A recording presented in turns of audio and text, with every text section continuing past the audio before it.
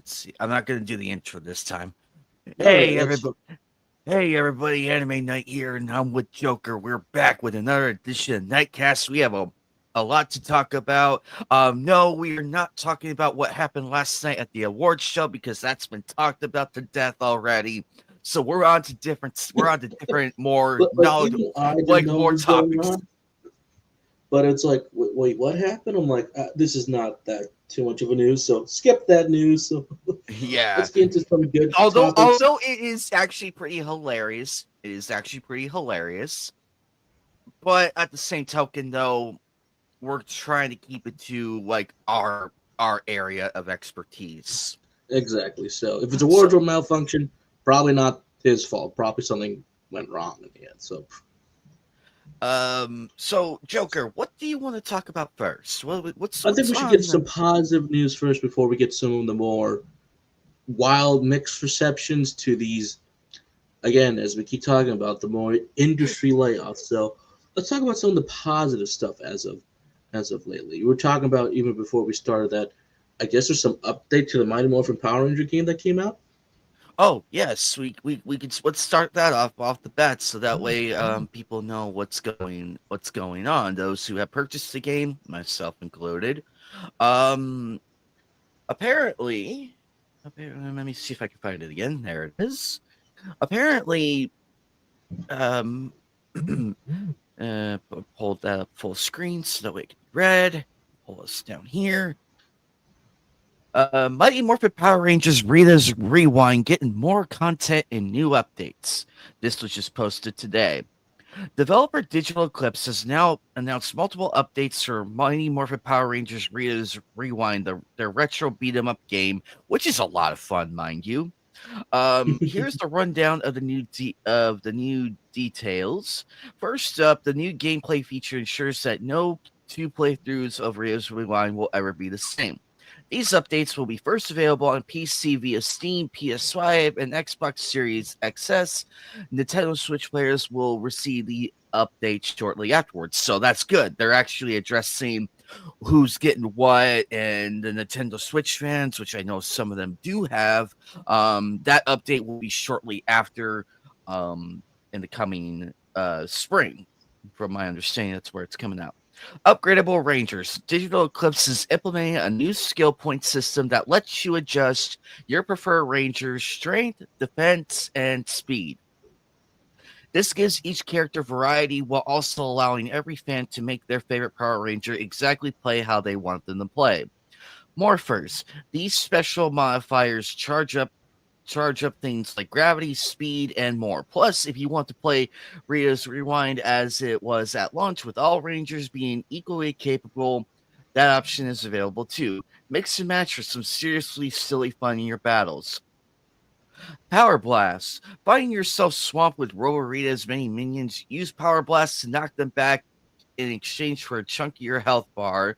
No reward without risk, but it'll certainly help turn the tide of chaotic battles. Ground recovery. With a properly timed button press, a hero who has been knocked back by an enemy attack can recover quickly and start attacking again, as opposed to landing on the ground and then needing to get up. This should keep the pace of those brawls at maximum speed. So, this is really, really good. I like that they are addressing the issues that we've been facing, and and uh and also some quality of life to the thing, more upgrades, more skill customization. So that way, if you want to make Tommy overpowered, you can do that. You can just make him completely overpowered, cheese the whole thing. Or And if you get upset that Kimberly or Trini are getting at their asses kicked on Boss 3, well, why don't we make them overpowered as well? or if you finally want, well, to be fair, David Yelsey started off. Well, technically speaking, when the show started off, the Rangers, even in their game format, matched exactly how their characters fought. Like the original Red was supposed to be the more martial artist, so he was always more powerful.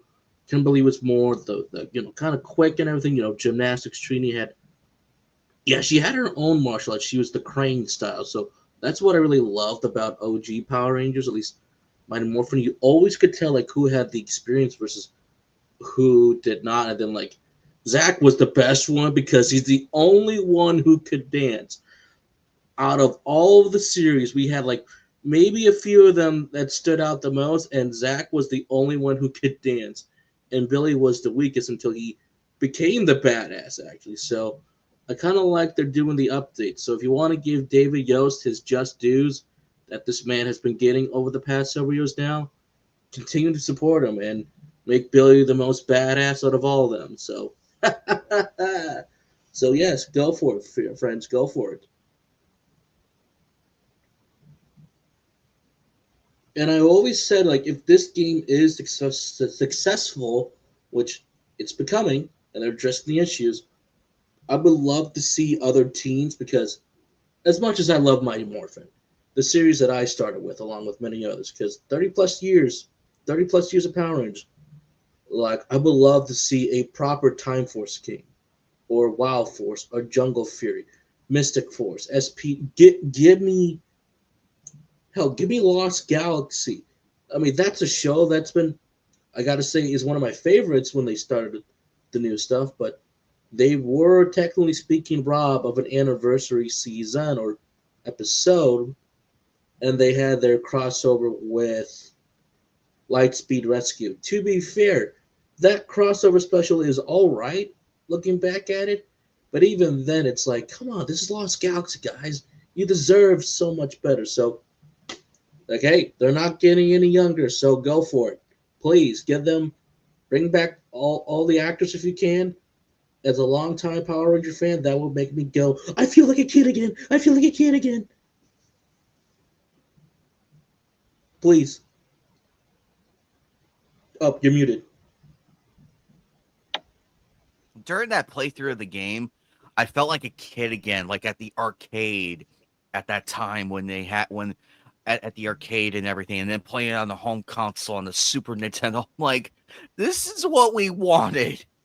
How hard was it to go back to this from the roots, like the originals, and go from there? Make it interesting. And it was interesting. It was interesting and fun of what would happen with Robo Rita and Rita teaming up. That was an interesting story, and I liked it.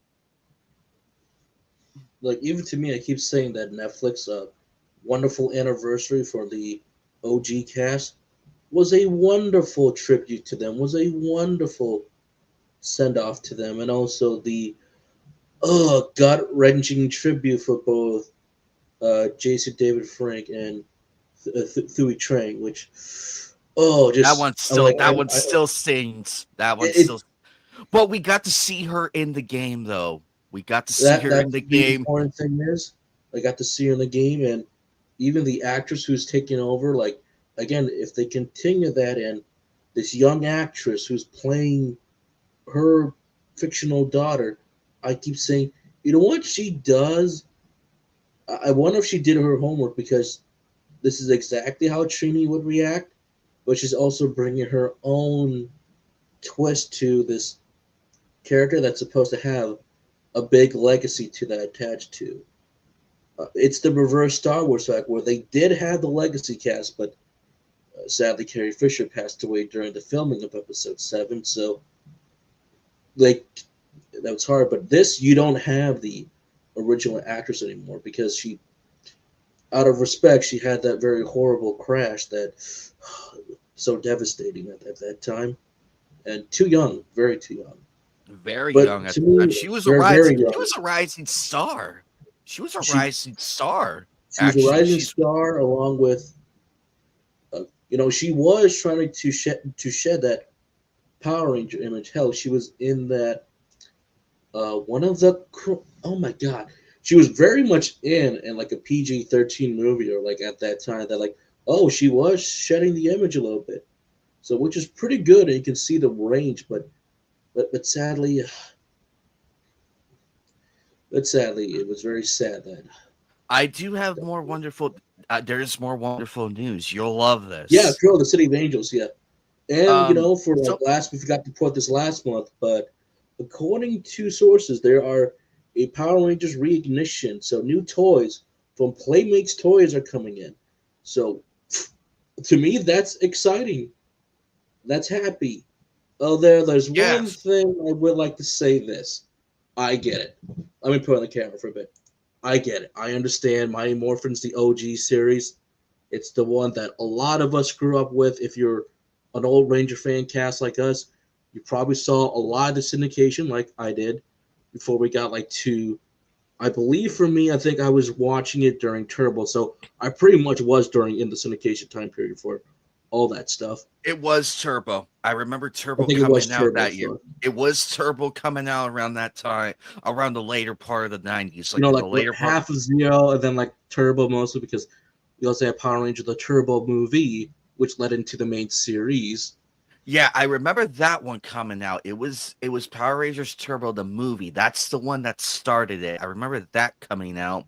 Actually, there's an old VHS player I still have to this day. I Mhm. think it's still with my sister. It's the entire Twister movie, some bits, some Twister Fury on the Plains, the old TLC show, Mhm. and some of my Morphin Power Rangers Turbo movie, all on Mm. that tape. But I'm amazed Wow. that tape still works. That's proof right there. That's if I could find a way to make that to get that on disc, I would Mhm. happily distribute it. All I would right. happily do it. Okay. But I'm joking though. But I'm joking but YouTube. all I'm joking joking. aside, There's I more love my news. Morphin Power Rangers. That's the whole There, point. But as always, we gotta show love to the other seasons, to the other yes. cat, like Zeo. Like I said, like like my SPD Morphin all was the way up to the good. first half of Turbo. That's like the OG cast with some replacements here and there. But beyond that, it's like we gotta get lost. We gotta get in space, Lost Galaxy, Lightspeed Rescue, all of them, like all of them from past the Zordon era during still the main Saban era to the Disney era and then the Neo Saban era. Like we really need to give these guys their chance to shine. Like I said, like off screen, Philip Andrew, Merrick, the Lunar Wolf Ranger. Even when he saw that announcement, he had some positive to say, but can we get some love for Wild Force? And I said, absolutely, 2,000% this. We got to give Wild Force some love because that is my favorite of the seasons. The one I kept watching constantly, and the one I say, God damn it, I need to get some more Wild Force toys since a few of them are still in good shape. But I'm like, I would love to find the whole cast again. I would love to, especially some Mhm. of their gear that they have, which I've lost a few of them over the years. So I got to give some love for the OG cast. Hell, I even said for the game. I know we got the fighting game, but imagine a proper Jungle Fury or Wild Force fighting game, like a proper like 3D action fighting game. Not arena fighter, but an actual fighting. Like you're with the cast and everything, like a proper action game. Especially Jungle Fury, and that's more like martial arts and everything. I'm like, get some money in there. This is probably the easiest marking I'm giving you, but Also, I know it's a niche audience, but you get some good directors on there, like mm, from Virtual Fighter or Tekken, whatever, or some people who are like, oh, this is what we used to work on. Like, go for it. Go. Like, I would love this. So, but it's great to get some positive news like this. The more oh positives yes, we get, the more units they sell. and Possibly this kid right here could be happy getting what I guess what? requested Guess all what? these It years. gets it gets better. It gets better. So What gets next up, better? in the patch coming this spring, Digital Eclipse is significantly expanding online multiplayer functionality. Previously, Reader's Rewind supported 3 players on 2 separate consoles for a total of 6 online players. In this new update, 6 players will each be able to play on 6 separate machines using a peer-to-peer connection, and a physical release is also planned. Hey, there we go. We've We been are all about screaming. we We've are been all about physical releases, so preserve them correctly, folks. So there you go. This Much on the game lead is stuff. worth getting. Get this. The sales go up. Sales, sales, sales. Physical And we release get equals more sales. adaptations. So again, I love my Morphin. I think this is great. But again, as always, we got to move past Mighty Morphin. Hopefully, the other teams get their justice one of these days. I'm glad they Hopefully. actually kept. I'm actually glad they kept the skirt variation of the Pink Ranger. I'm glad they kept that because that was actually a nice touch because it does match up her character and everything. Because remember, she is in Gymnast. gymnastic. She is into that. So and this works perfectly with her character and everything. It worked And it's not perfectly. Cat, so Cat wasn't the gymnast, Nope, so it it's was the not OG Timberly. the one we all had a huge crush on back in the 90s. So Like Joker, every kid's first crush. yes. So Joker, what is up next on the block? Well, I What's think up some next? positive news that I need to get out the way that according to sources that finally Alan Wake 2 is profitable. So finally, after finally coming out physical, they finally hit 2 million units sold and they are now turning in the profits. So, me, I was celebrating all that night a couple years back for the Game Awards, going like, yes, finally it is profitable. So finally, we're in the profit margins. Alan Wake 3 will get there eventually, but you know, at the same time, this comes down to release your games physically, not just digital.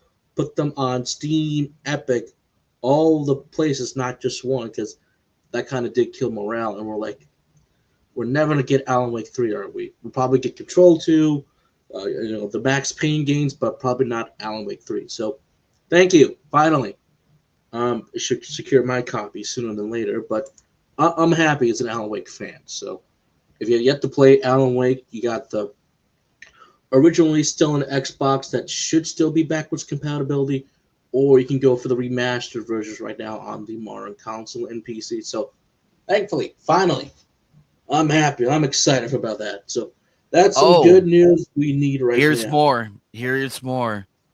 Shin-Chan, Shiro, and the Coal Town top 300K copies sold. 300K. And this is from a classic. And this is from a classic anime, mind you. Here, I'll pull it up. I'll pull it up for you. Because I didn't realize this was out. I'm first hearing about this. So here you go, Joker. Oh wow! You know what? This is the first time I'm hearing about it, so that goes on the wish list. So thank you. This is why you tune in to Nightcast, everybody. This is why you tune in to Nightcast. We bring you the best info we can, and actually do some recommendations and get you guys interested, and we help with that. Also, you're welcome, Neos Corporation, for the free publicity. You are welcome. Uh, I'll be expecting a check pretty soon. So. We're not quite there yet, folks. Not there yet. Not there yet. One day it will happen. It will happen one day. Uh, But a good promotion is nonetheless because sometimes we don't know about when games are coming out. These could be stealth releases, or there's not a whole lot of marketing that puts into them.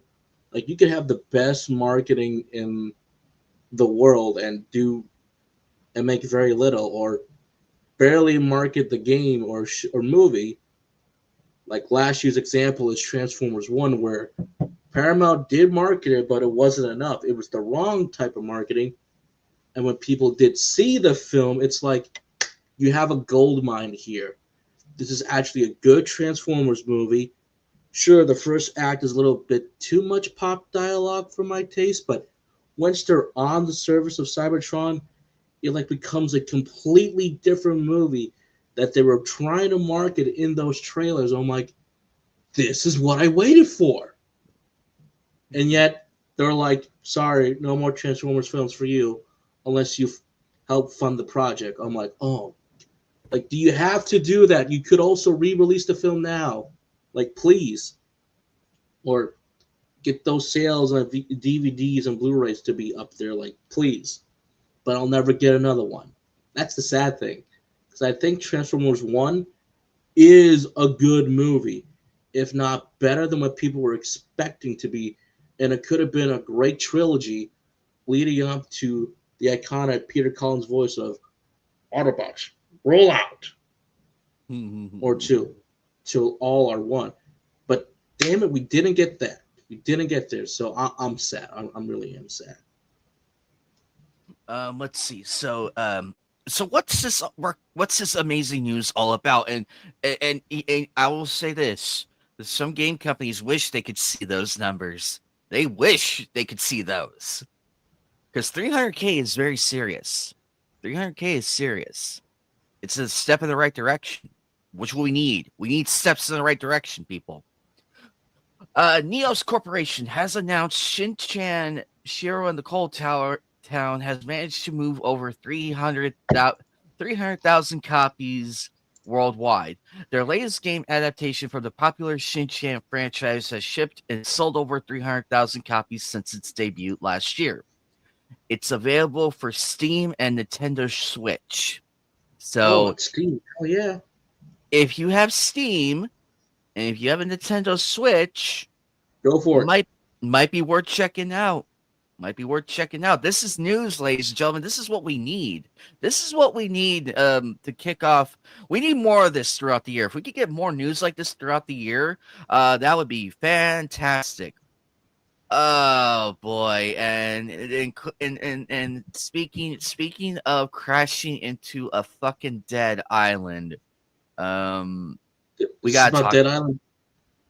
No, that's the pun. But Oh, well, take this as the biggest rumor right now, this is a because huge rumor.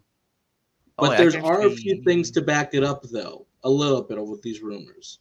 But I'll let you go first, and then you Oh can wait, put hold me on on. the I spot. actually I can actually have a better way. I just found the link to the actual article. So hang on. Okay, cool. That way we could get it out there. So, Okay. rumor Disney gearing up for production on next Pirates of the Caribbean with Johnny With Depp. there should be a captain in there somewhere. It's been a while since we got a substantial update on Disney's next planned installment in Pirates of the Caribbean franchise. In fact, the last time Bruckheimer spoke to any of the trades about the film was this past December. And even then, he said the film could go in two possible directions. Speaking with Variety, the Hollywood producer said there were two alternative scripts for the next film in development. One that could bring Johnny Depp back into the series, and another that would move in a different direction. Depp's involvement seemingly to be entirely dependent on whether he and Disney could reconcile after their highly publicized fallout following his defamation trial against Amber Shit the Bed Turd. While it would be easier for Disney to move forward without the actor, the Disney Insider have received some information that suggests he will be returning after all. Now, one source tells us that Walt Disney Studios is quietly gearing up to begin production on the next installment of the series at one Hollywood soundstage. Although there is no timeline for when production will officially begin, we have heard that this century will feature the return of Depp. Unfortunately, we can't get any other details about the production, and we cannot get a second source to verify that info either. That is why we have decided to run this bit of info as a rumor instead of an exclusive for that reason. Finally, journalism working at its best, ladies and gentlemen. Okay, That's the difference. That's the that's the big difference right thing. Is there. always make sure that we tell them that these are just rumors. Take it with a grain of salt. And there also have been multiple different rumors as well. Like the reboot idea, it's still there for a very long time. We just didn't know what's going to happen, but we'll continue with the article, and then I'll take the floor for a while.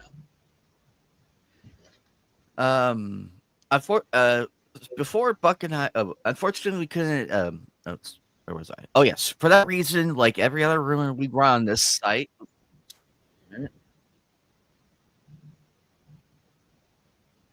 Is that it? Sorry about that. I don't know what that was, but I heard a loud sound in my headset. I don't know what that was. For that reason, like every other rumor we run on this site, we also do want to urge readers to take it with a grain of salt, at least until either Disney or any other major trades confirm / debunk it, which is completely fine. Which is fine. We're used to things being debunked and everything. Uh, Mm-hmm. Before Bruckheimer's comments on the Variety in December, there were a flurry of rumors making waves on the internet. One involved A.O. Edinburgh starring in the movie that would have passed the torch to a new generation of younger pilots. Another involved a brand new reboot of the series altogether, which I'm gonna give Joker the honor and privilege of taking the reign for this one. Okay, Go so ahead. basically, from what I remember from the rumors from a few years back ago, even after, Hey, what's up, hey, Coop? what's up? Is Go that ahead. apparently that the Deadpool writers and Twisted Metal writers, you know, you know, R. Reeves and Paul Winker, they were supposed to be originally the writers for the reboot, or at least a different film from all that. So it's like, oh, this could be cool. This could be interesting. But I guess after a while, I think reported by IGN and a few others that apparently that screenplay is no longer going further. So it's going to be a new writer now. So there's one that's always been with the Margaret Robbie, like even back at that time when she was rising to the ranks, going from like, Wolf of Wall Street, Suicide Squad. It's like, yeah, getting Robbie on these films will be a great idea, especially since she was nominated for the film I, Tonya, about the famous skating incident. So it's like, you know what? She's got her Oscar nomination. This would be a great thing to go to. But again, rumors that hasn't really been in development.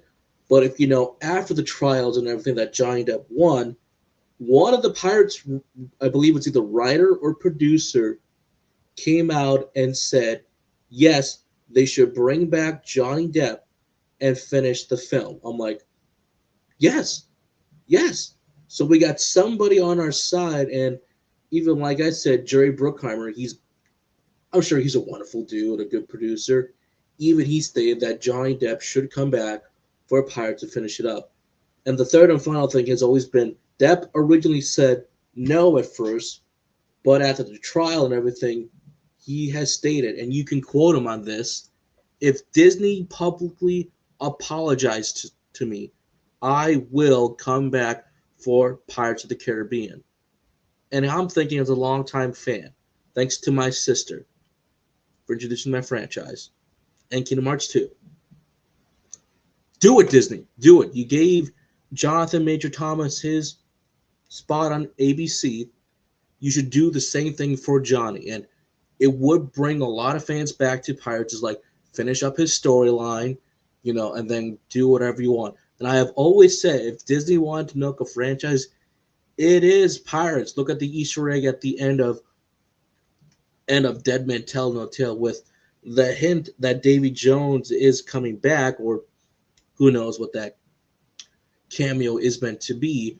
Or again, if the reboot is in a different continuity or set before the main event of Curse of the Black Pearl with the younger pirates, go for it. And I think with all these rumors, again, granted rumors to people who are saying it from the production team, saying that Disney should apologize and bring him back, I think this would be a good thing. Because if Johnny's coming back, then cross your fingers. It was either done behind closed doors and he's like, I'm coming back. This will win a lot of fans over, especially since Disney needs a strong win right now. They need a huge win for their production company. They really need a big win, and this would be the win for them, right here and there. Oh, absolutely. It would be a win. It would be a win because if they just apologize and and move on saying, "Look, we're sorry. Can you please help us with the Pirates franchise and everything?" And we will do that for you. It's a simple apology. They were wrong. Amber Heard is literally, I think she's out the door by now. She's probably out the She pretty door. much is. She tried to 'Cause come back with the Lively situation, but that's a whole different thing that we're not going to That's talk another about. can of worms. That we're Worms not going to dive into. Everyone else has been covering that, so we'll leave it as that. But as always, I like just one quick thing. There's the old saying, "Never meet your heroes." So But for me, as a big fan of Pirates of the Caribbean, I would love to see Depp's story be finished, if there is anything left to tell, that is, and it would be nice to again tie up stuff with Penelope Cruz of all people, because we still don't know. We know she's on the island at the end of On Stranger Tides, but did she get off the island? What's up with the voodoo doll showing back up? So I would love to see that to be finished, actually. To even her saying that I was with child, and he's like, that never happened. I would love to see this kid. Like, who's gonna play the kid? I just hope to God they avoid the Keira Knightley and Orlando Bloom situation with their kid. It's like, he's a bit too old. I'm sorry. I know he's supposed to play like a young 20 something, but I'm sorry. He looks older. I'm sorry. So hopefully. And please don't mention the other two ever again. Well, to be fair, the priest and the mermaid, if they show up in a cameo, I would be fine. But don't bring them back into the main story. I got through on Stranger Tides multiple times, but I just kept saying, I just don't feel the chemistry between these two. If it's just a quick cameo, I'll be fine with it. If they help out Jack in some shape or way or form, you know what? I can live with that, actually. But please, we got to get back to basic with Pirates. I love the supernatural stuff, but we got to get back to basic, like the good old Pirates of the Caribbean What? 1 style of filmmaking. Please, Yes, I please. missed the supernatural element and that I twist mean, at the the. supernatural elements are fine, but when you got the Curse of Aztec Gold, Davy Jones, Fountain of Youth, and Ghost Pirates, we've done everything now. What else is there to do? So let's get back to good old swashbuckling, please. Some good old fashioned swashbuckling with Or you some could, elements or that you don't could, you could overshadow. have a, you could have a sexy female pirate I mean, like antagonist. I said, if Margaret's in the role still, if she's still higher, that's fine. What's up, But Sailor then, Outlaw? then again, of course, to me, for everybody else, if you want somebody, you could get Sydney Sweeney. Then everybody will go like, yes. Yes, I could see her I in would that just as rush well. it to the film set, be like, "Was my close up?" If I were her agent, I'd do it now. I would do it now. Like, um, I will say though, I am very sad that Keira Knightley never got another role in Star Wars. She did great as the Queen. She did great because she had the elegance, the royal tone, and was not boring. Wasn't boring, which is great. Um, uh, but I'm sad she never got more roles in the Star Wars verse, though. It would have been cool to see her in episode 2, but Natalie Portman, I'm not complaining. That's not a complaint. That is not a complaint, ladies and gentlemen. I am fine with it. I just wish Keira Knightley had a bit more roles to work with in the Star Wars universe.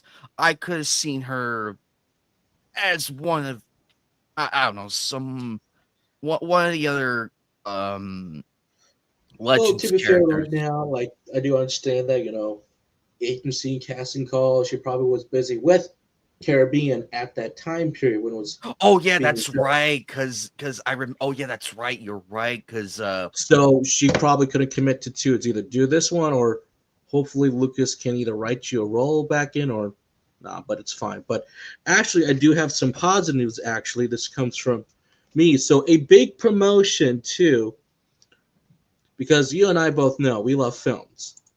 mm-hmm. Apparently, in my small, not just small area, but if you do see this small independent film called February, it is a Wisconsin independent film. Yes, finally, we got some filmmakers in Wisconsin, if not more. So Yes. I saw that it's only 48 minutes long. Really good film. Really good film. So, and it has won a few different awards out there. In fact, it even had his Los Angeles Chinese theater premiere, actually, not too long ago. Just the other day, actually. So we're making it big, guys. We're getting Wisconsin filmmakers out there. So well done.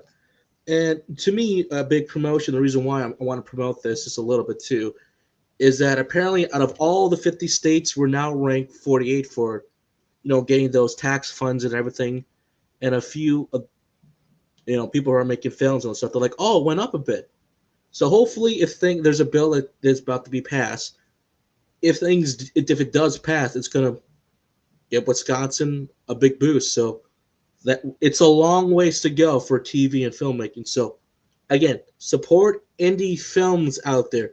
They get a big shout out for the Knightcast right here with you and me, and we say go out and support them. Even if you say, but I don't want to watch it. Here's the thing: this film, when you go watch it, it's literally free. A free movie night. How often do you get a free movie night? You're supporting the local theaters. You're supporting a talented filmmaker because his film style, or at least what he's doing, is that every month there's kind of like a film that's coming out a bit. So it's literally an anthology film series. So you don't have to watch the film January to understand what's going on in February. February is completely separate with a cameo from a very nice, talented, sweet old lady who was an actress in the January film. So which is great. So to me, as a guy who wants to get into this stuff, or is even helping on some fan projects on the side, this is great for us because you get to meet the director, answer a few questions, talk to him at the end. It's wonderful. So again, the film is called February. So go out and support it if you are in the Wisconsin area. If not, just look it up. Good movie. It's a really good movie. So thank you guys. Galaxy's Edge series. I have to check that one out, Coop. I'll have to check that one out. I heard it was pretty good. Um, but yeah, check out February though. Check out February. Check it out. Check out I'll, February. I'll even do that for those who, for a little bit on the screen. So if you guys want to scan the QR code, again, I got it right here. Follow them on Instagram, Twitter, Facebook. Again, they get a big shout out, a big promotion. I saw the director. Hopefully, you remember me. If not, that is completely fine. So get the QR code on here. Look it up as fast as you can. It's almost done playing. So if not, find it online. Find it online. You can find it online. So thank you. Thank you so much. So um, again, positives. We want positive stuff. So it's a really cool film. Anything else positive, or do you want to get more to some of the more mixed to like, oh, here we go again? Anything else you want to talk about? let's see. We got so apparently what's going on is that uh you just cannot leave. Ooh, nice. Damn, Nice. good job. Nice. I can't wait. I will be on the lookout for that one and I will watch it. I will watch it with I'll watch. Don't worry. So apparently, what's going on in the world? Mr. Bitch Slap himself, Will Smith. What is going on here? Okay, so, but What is going on here? to be fair, in a separate news, looks like Michael B. Jordan is in the starring role at least. So Will and Michael B. Jordan are talking. This is the additional news. So yes, they are doing other stuff. So, but I think the B. Jordan one is in I Am Legend. So that's a good one to find out, which I'll find out a little bit. But the Hancock movie. This is a movie that I'm still mixed about, but it's pretty good actually.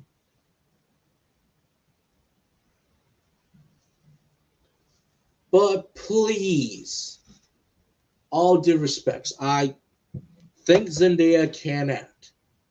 I've seen her other projects; she's good. Heck, I remember from the Shake It Up days on Disney Channel, so she's come a long way. But just like with a few others, you don't need to be in everything. Please, good Lord. Please, Lord, save me. Ugh. that's like the argument with Jenna Ortega, except Jenna can act. Jenna can act, and I appreciate that she's keeping her acting roles varied, actually, so she's not completely typecast all the time. I mean, she doesn't need the Scream franchise no more, which is good.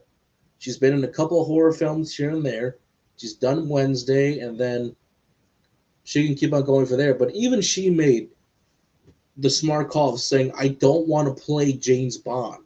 Like, why do you want me to have that character? We should create our own characters, our own IPs. And I said, thank you, Jenna. Thank you for Thank saying you. that. Thank you. It's a breath of fresh air because it's like, well, we've been shouting, screaming at this, and it's like, wow, we need more. We need a. That's like what they James Bond should do. What John Wick is doing with Ballerina.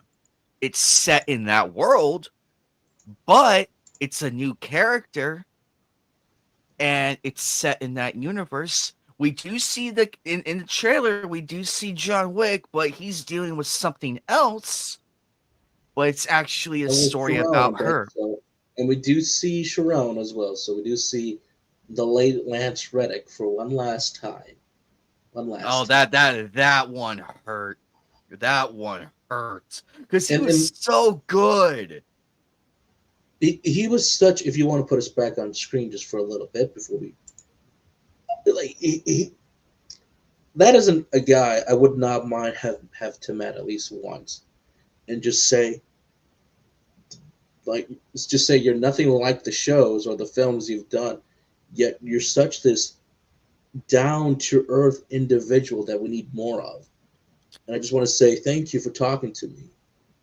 And when that news came out that like, wait a second, he just passed away, like suddenly, it's like this big. You're joking, right? And everyone's like, no, we're not joking. He's gone. And I was like, damn, really?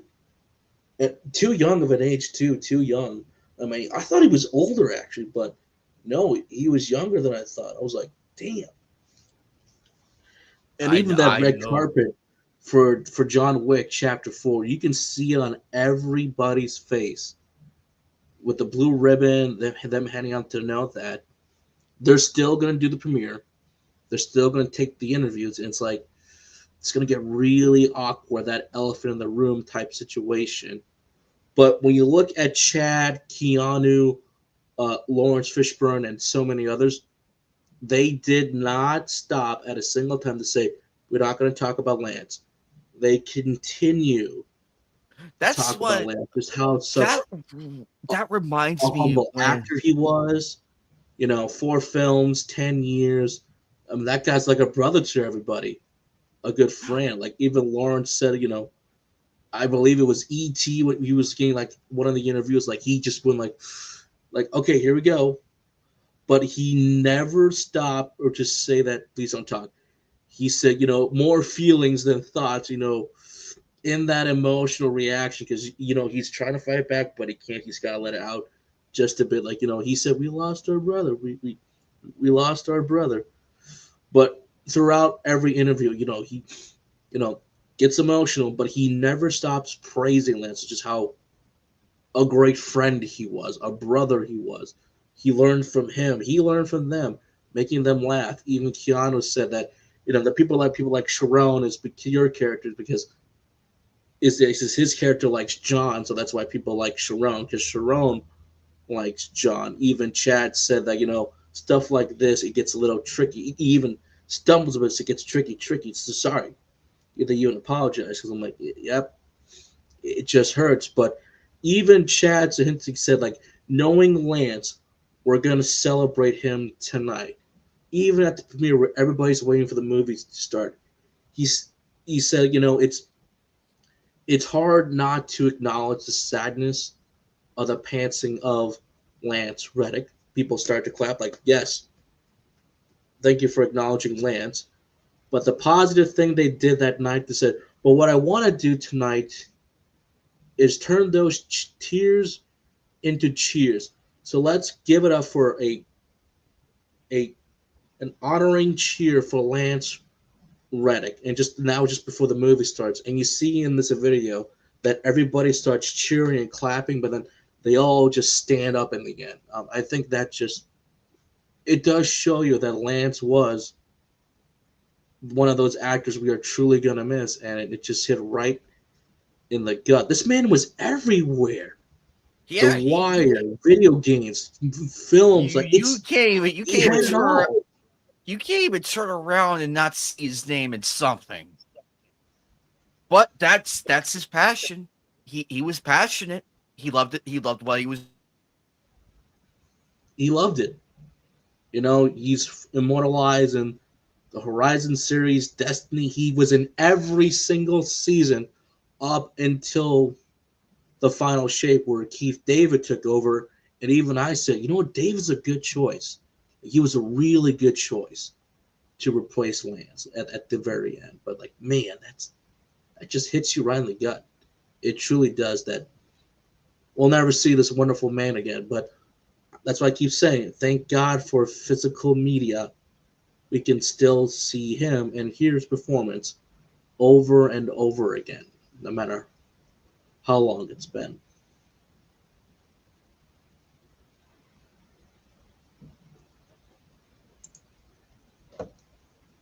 Oh boy. Uh, but yeah, that was a hard one. But I'm excited for Ballerina in June.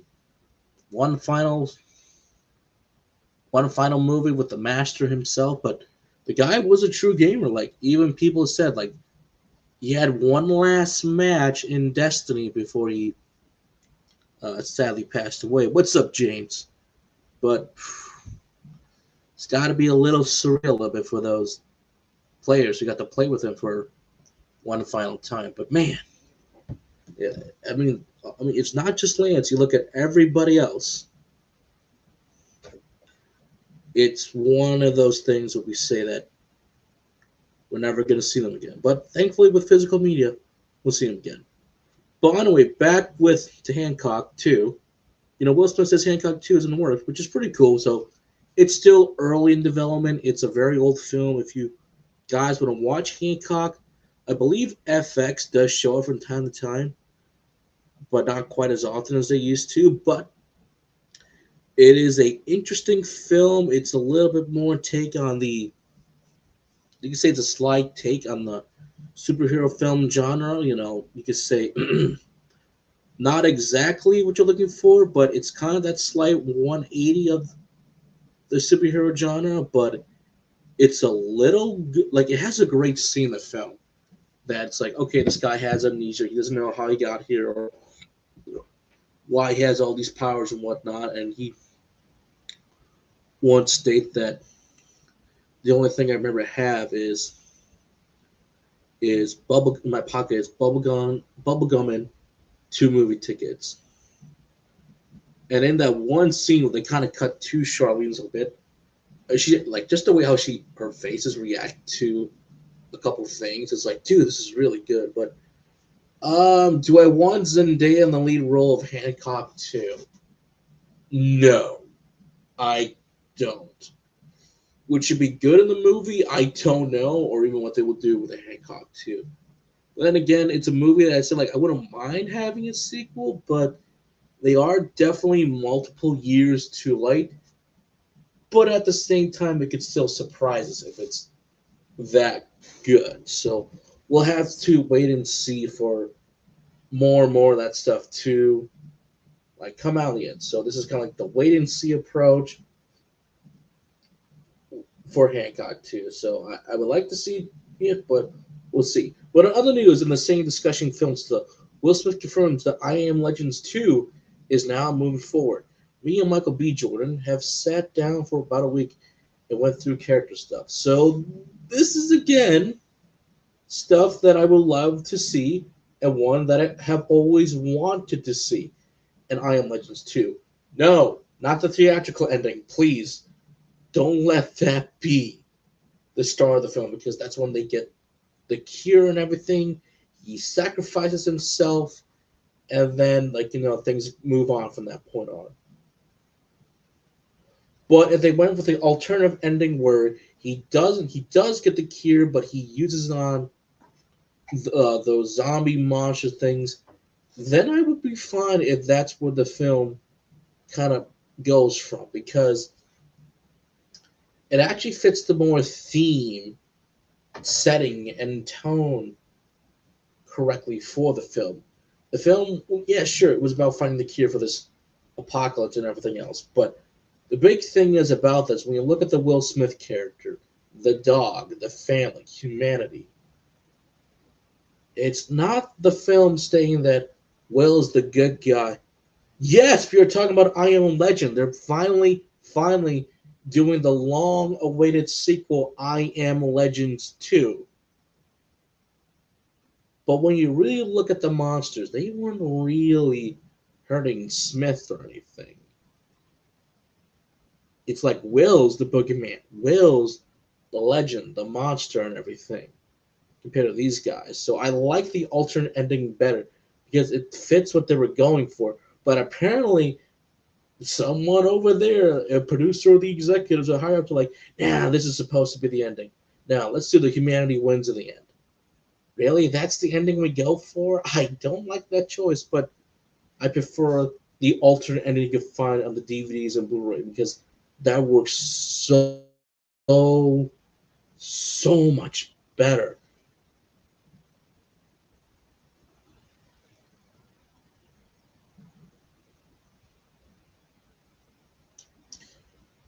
Oh well, I hope you're doing okay, James. I hope you're doing okay. So get better. I know there's a lot of stuff that's going around right now, but get better, brother. So hopefully you'll be fine. So yeah, this stuff that is just coming out. I know they've been trying to get that darn sequel in the works for quite some time. So hopefully things can get better. But at the same time, it's like it's been years. Hopefully the crowd will still show up in the end. So and if it's B Jordan, he'll bring the crowd. B Jordan loves this kind of stuff. But speaking of stuff that we love, I love double A's, love indie devs, I love independent creators. But the sad reality is we got right now. Apparently, it's coming out. Speaking on scare, this is reported by Yoshida says Japan studio closed down, and we finally found the reason why Japan studio closed down versus what we all think happened behind the scenes. Apparently, when Japan studio closed down, because the market for AA games disappeared, and PlayStation was only looking for AAA titles. So thank you, Genki JPN, for this as it continues to read on for. It does depend per area. Like my area, it's like $9 for a film. I know some places can be higher, but you know, sometimes you can find those good deals on cheap night. Like my cheap night for my theater is always on Tuesday nights. So especially during the spring and summer, because we can get a lot of families to come in because they have a lot of free time and it's $5 cheap nights. So it works out very well. So if you have a family of four, you're really only going to be paying like $20 for that family versus the typical $9. Food will run you up $36. Yeah, the popcorn and the other concessions that's gonna run you up more. So going on $5 cheap night is great. Sorry, I almost had a heart attack right there. Oh, I mean, you got the theater guy right here on the left. So, I mean, does your theater do matinees or wow. anything specials? There's I mean, the matinee, the theater guy who works at the theater is right.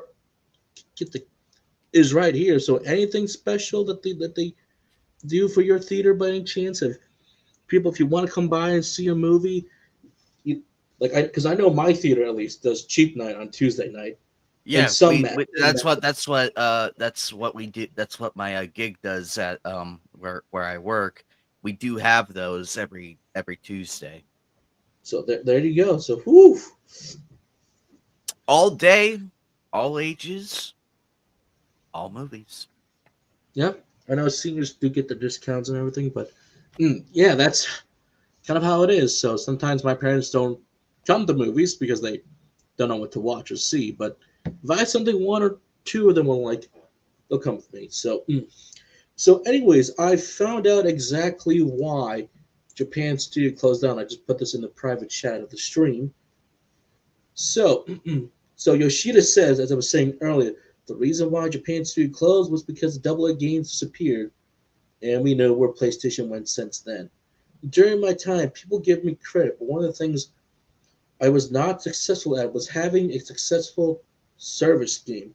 And the other thing is, I was not able to have an amazing, successful Japanese games made in Japan. Other than Gran Turismo, we had many great products, but didn't really have many AAA level successful products.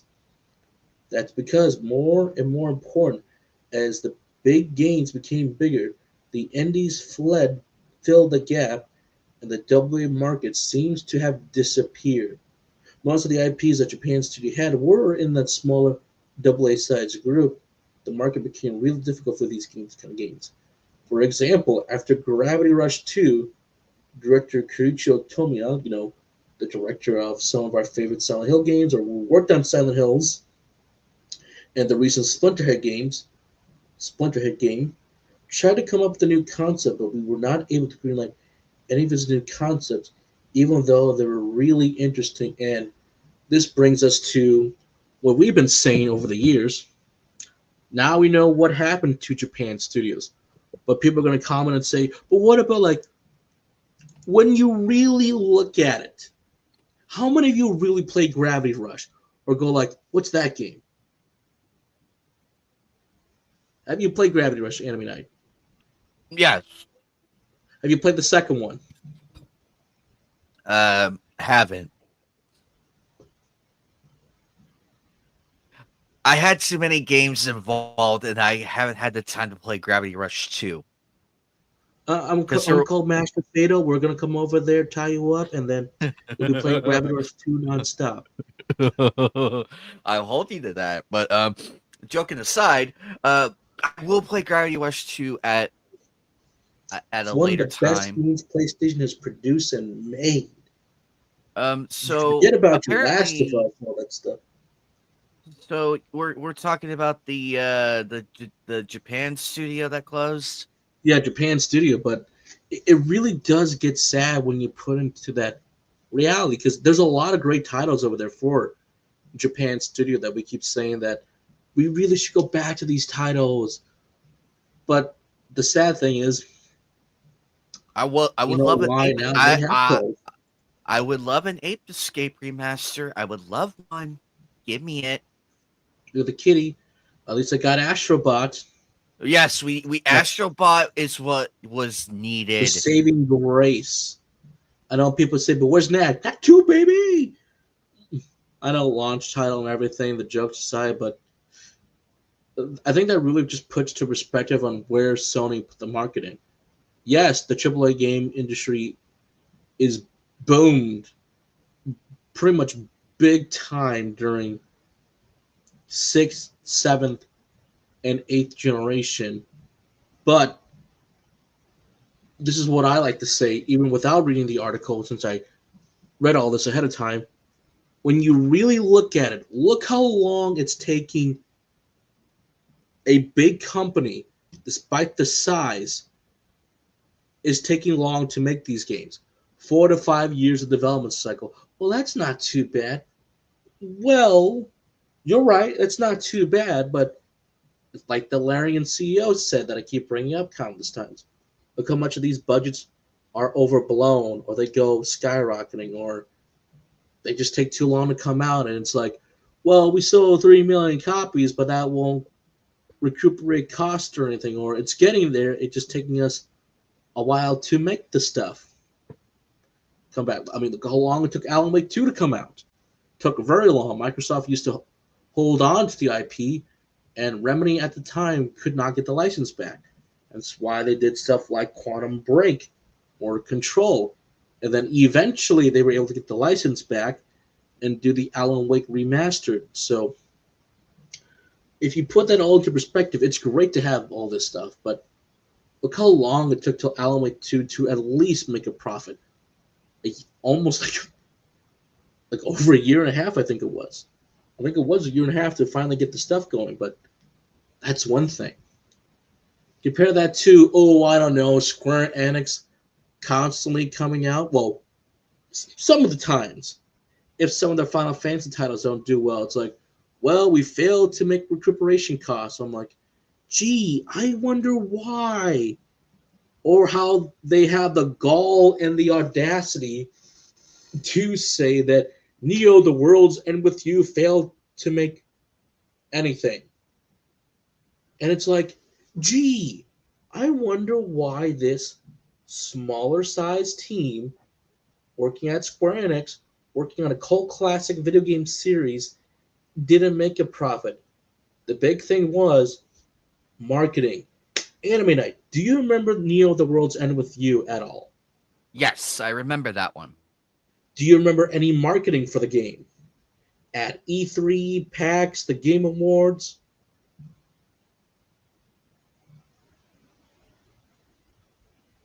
Yes. You remember some stuff, but when the game was coming out, it's like you're at E3. This is the big opportunity right now to promote the game. I saw very little marketing for this game. And you could say, well, despite some trailers here and there, it's like your game is coming out. Market it, especially when it's like you're at E3. The last few times we'll have E3 at that time period. Market the game. This is the big chance to get that big promotion out the door. I saw nothing at E3. Not at Sony, not at Microsoft, not even at Nintendo. I was like, what's going on? Market the damn Right. game. And then Yeah, you I want remember that. I remember that happening at E3, and I'm like, where where's Neo? Even Square Enix own event, I'm like, aren't you guys gonna market this game? I'm like, I saw nothing. Sure, people were talking about Final Fantasy, but that was a remake. That was years ago. And it's like, where's Neo? Where's the World's End with You? And the only thing I ever saw probably past that, a YouTuber I may not like, at least held an interview with one of the cast members and was like, okay, there's one. I see one thing that could help out. Good, good. And then there was a demo that I played. I'm like, you know what? This is a pretty good demo. I said, I'll get the game later. And then I got to Christmas time. I was like, oh shit. Did I forget about the game? Yes, I did. And they wonder why it's like, well, you don't have your third game, to let alone the series being something they can always come back to later. But it's going to be another decade to get another game. Market your games. Don't just leave them to die in the dust. Big companies. Like something like that could have been amazing. It could have won them awards. It could have been like, oh, so you guys like these smaller games, right? Yes. That's unique, creative. Go for it. Again, Hi-Fi Rush, a game that stealth drop on Game Pass, was the best game Microsoft has produced in a long, long while. It took the world by storm, and then Tango Gameworks shut down after that. Boo. But thankfully they're safe now, so that's a good thing. But it really just gives you that. Yes, it's got to cost less than the physical. Well, depending who you're talking to, physical copies can be like anything from, some might do 60, but the industry standard today is 70, which is already cutting into the wallet a bit. Heck, even like the 80s to $90 for those deluxe editions, you may or may not get a steelbook no more, or anything else that's going to be a deluxe edition. So, heck, I still remember the God of War fiasco. I still remember the God of War Ragnarok fiasco with those darn collector's edition. Some of them got all their stuff, others did not. Because they were missing pieces, like the game or one of the big collector's items. Like, that's just sad. Shows you how it goes, how things need to be managed correctly. But I'm just sad that I lost Japan Studio because I know they have made some great games, but man, that's really sad. But hopefully, with the win for Astrobot and Sony even announcing not too long ago, just recently, they want to explore more family games. So we did it. We did something. We changed their minds. That one win changed their minds completely. So let's go. Let's go. I'm excited for this now.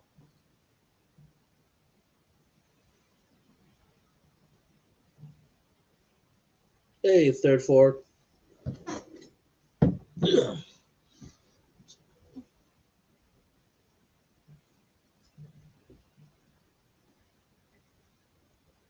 Keep talking. I'll be right back.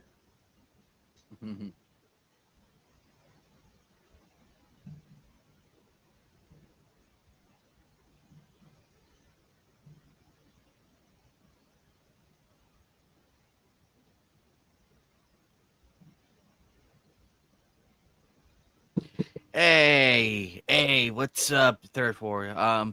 Yes, no, I was just answering a text message real quick. I was just answering. Yes, it is very sad. We need to get back to family games. Like we need to get back to the platformings that made them great and that made the franchises great and everything. And we are doing that. We are getting a lot more going, and we're getting new games that are coming out. We are getting a whole bunch of new stuff, and I am very excited for the state that this is in. We're going back to normalcy. We're going back to normalcy, and we're seeing the people who are against this change really expose themselves. We don't even have to do nothing. You and I could just sit here. You and I could just literally sit here, play our games, have fun, and enjoy content again. And they just sit there, scream at us. They could sit there and scream at us. Oh yes, I would love another Duck Hunt. I would love another Duck Hunt game with updated graphics. Why hasn't there been a remake of that? Why hasn't there? There hasn't been a remaster of that one. There hasn't been a remaster of Duck Hunt. There hasn't. I can't recall throughout my 28 years of gaming, going on 29 now. In that amount of time, we've not seen one remaster of Duck Hunt. Not one. Not one. I, like many others, would love to see a remaster of that game or a remake to where you can uh shoot the dog for laughing at you and you get a bonus 5,000 points. Joking aside, we love dogs here. No dogs have been harmed in the making of this remake. um But even on talking about that stuff, there's also another what do you company. think? What do you think, Joker? Has there been a Duck Hunt remaster in our longevity of gaming? I don't think there has been, unless Because Coop brings up a good point. He brings it up. He brings up the Duck Hunt game, and I'm like, you know what? We've not got. That's the only game I could think of that hasn't gotten a proper remaster yet. Um, and yes, they hate us. Yes, they do hate us, but it can happen. Uh, I don't think so. Well, I never owned a Wii. I played it on other friends' Wii's, but I can't recall if it was on the Wii though. Joker, what do you think? I don't, even I had a Wii, I don't know. So you kind of asking the wrong guy at this point. Uh, it's up in the air. But But there's also another thing that, like, even like I said, support double A's. You never know what's going to happen to some of your favorite double A's to indie on the indie side of thing. And sadly, for me, I'm going to give a big shout out to uh, Spice Merchant Games. Uh, you know that visual novel I've been playing? That's a little Yeah. spicy for YouTube. Sadly, they ran into some troubles, and the future's a Uh-oh. little concerning. So here was the update on the Steam page store. I'll try to quickly go as fast as possible. So we've been able to gain valuable feedback, criticism, and statistics, and from that perspective, we like to share our thoughts for the future. That's a word I struggle on too. You're not alone. I I know statistics; struggle on it's a that big one. word. A lot of statistics Just say for the future stats. of our game Stay. called Her Last Piece. It's a very spicy visual novel, but I think when I was playing it for Act One, there's potential here. Is my pros and criticism, and Act Two was even better what I even imagined. But sadly, as it stands right now, and I'm writing this with much sadness, Act Two has almost absolutely flopped. Oh no. Your reception has been Uh, great, and our game has very limited to no reach. For some context, we did assume Act 1 would not be quite successful, but it would allow you to get an early peek and offer suggestions that have definitely helped shape Act 2. What we did, however, expect was for Act 2 to at least make up for the losses we made for Act 1.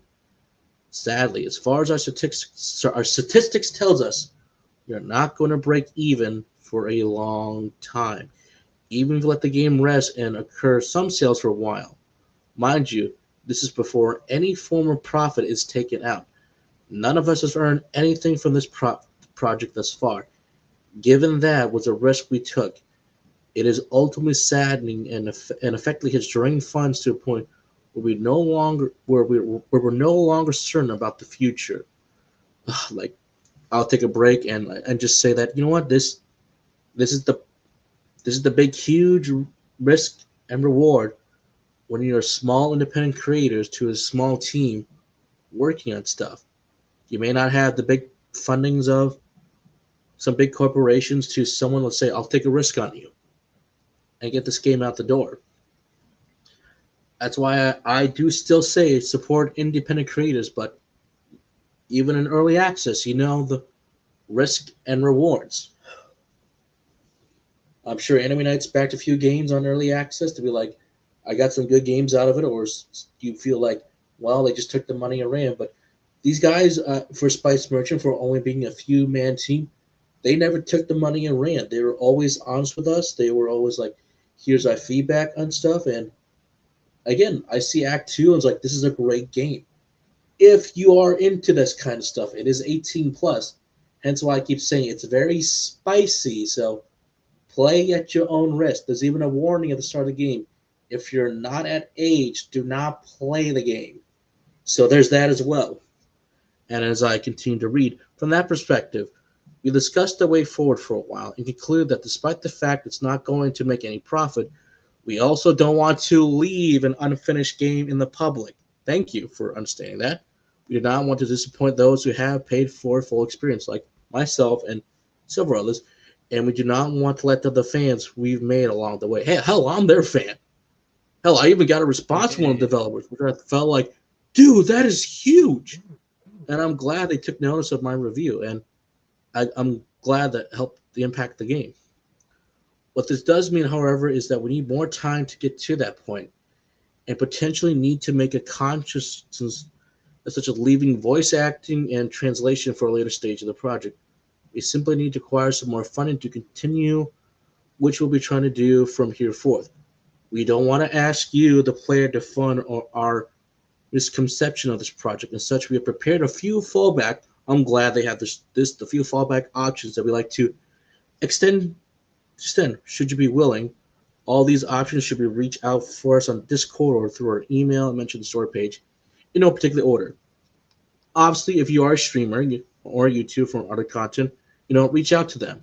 If you enjoy their art style for Her Last Piece, which I kind of do, but would like to see a character of your choice in the art style, they're trying to do some commission work. So, again, Discord or email. Like, even for me, I'm like, you know what? I like their music. I'm glad they gave me a choice to be like, hey, we'll put like the score up for on Steam, and I've seen that happen too. And they're even trying to purchase some stuff for, like, like we'll do a potential spinoff. Even it's going to be a lot of reused assets. I think that'll be pretty cool because I know this world could be explored a bit better. And to do a spinoff, I'm like, that could be a potential way to expand the world, expand the characters before the main event, the main story. And to me, as I'm going to say here at the end, hey, Spice Merchant Games, you got a big shout out from here from us. I support you guys. I'm one of the people who left a nice review for you at first. It was mixed at first because I wish Steam had a mixed option. Hey, I played your game. I like supporting independent creators. If you guys are watching this or not, or anybody knows, hey, hopefully this helps you guys out a bit more. Again, it's 18 plus or 21 plus, so go at your own risk, my friends. Go at your own risk. But to me, I hopefully for me as one of their fans, they could turn around, and I hope they do because I want to see the third act and see how it ends. Because how they end Act 2, I'm like, oh, so good, so good. So hopefully this can reach the right people and then go from there. So, and hey, for those who like the spicy content, her last piece is pretty cheap on Steam. It's on Steam right now, so go for it. It's at a good price.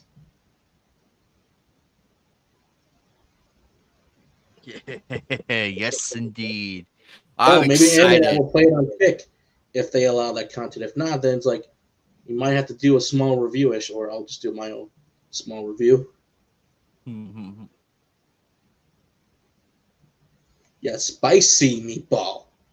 Stay glad, huh? Man, yeah, I'm still glad that they're willing to branch out and be like, hey, your support means a lot to us. Like, here's how we're going to go for the future. So, and that does happen, not just with the early access titles. It happens across the board. You never know what's going to happen. So we do we that's do just the have industry we live some in.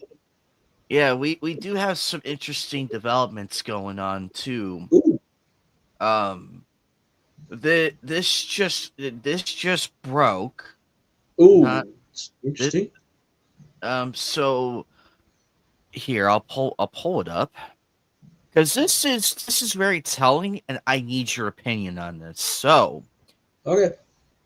WB Games insiders blame recent struggles on exiting president's poor leadership, addiction to chasing trends.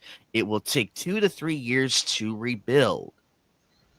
What does the article So, say? what's going on over at the world of WB Studios? In the wake of President David Haddad's recent resignation announcement, insiders at Warner Bros. Games are now opening up regarding their feelings towards their former boss, with many citing his lack of decisive leadership and addiction to trend chasing as one of the main reasons for the division's ongoing implosion.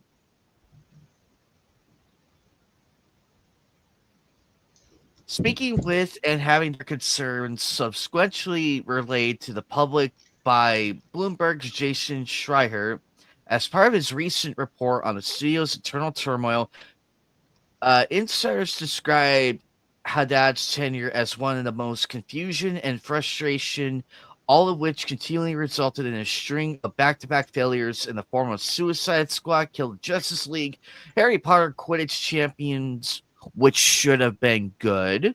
Which should have been good. It was a lot of fun, but man, did that get bombarded pretty hard. And of course, the recently closed Multiverse, which was doing great. It was doing But then great. they effed it up in the end. Yes. To some who worked closely with the veteran executive, the news didn't come as a surprise. The only question was why it had taken it so long. To sum it up, he was protected by these things, and when a certain individual became president and started doing things for the better and changing the guard of the gaming industry as a whole, he leaves. Also, So it's I'm gonna ironic What's ironic So with the if photo you right can now? read, if you can read in between those lines, you'll understand what I'm saying. I'm spelling it out for you in Well, layman's terms. also in layman's term, it's ironic they don't serve us with the Flash running and this version of Cat the Boomerang giving you the middle finger, like fuck you.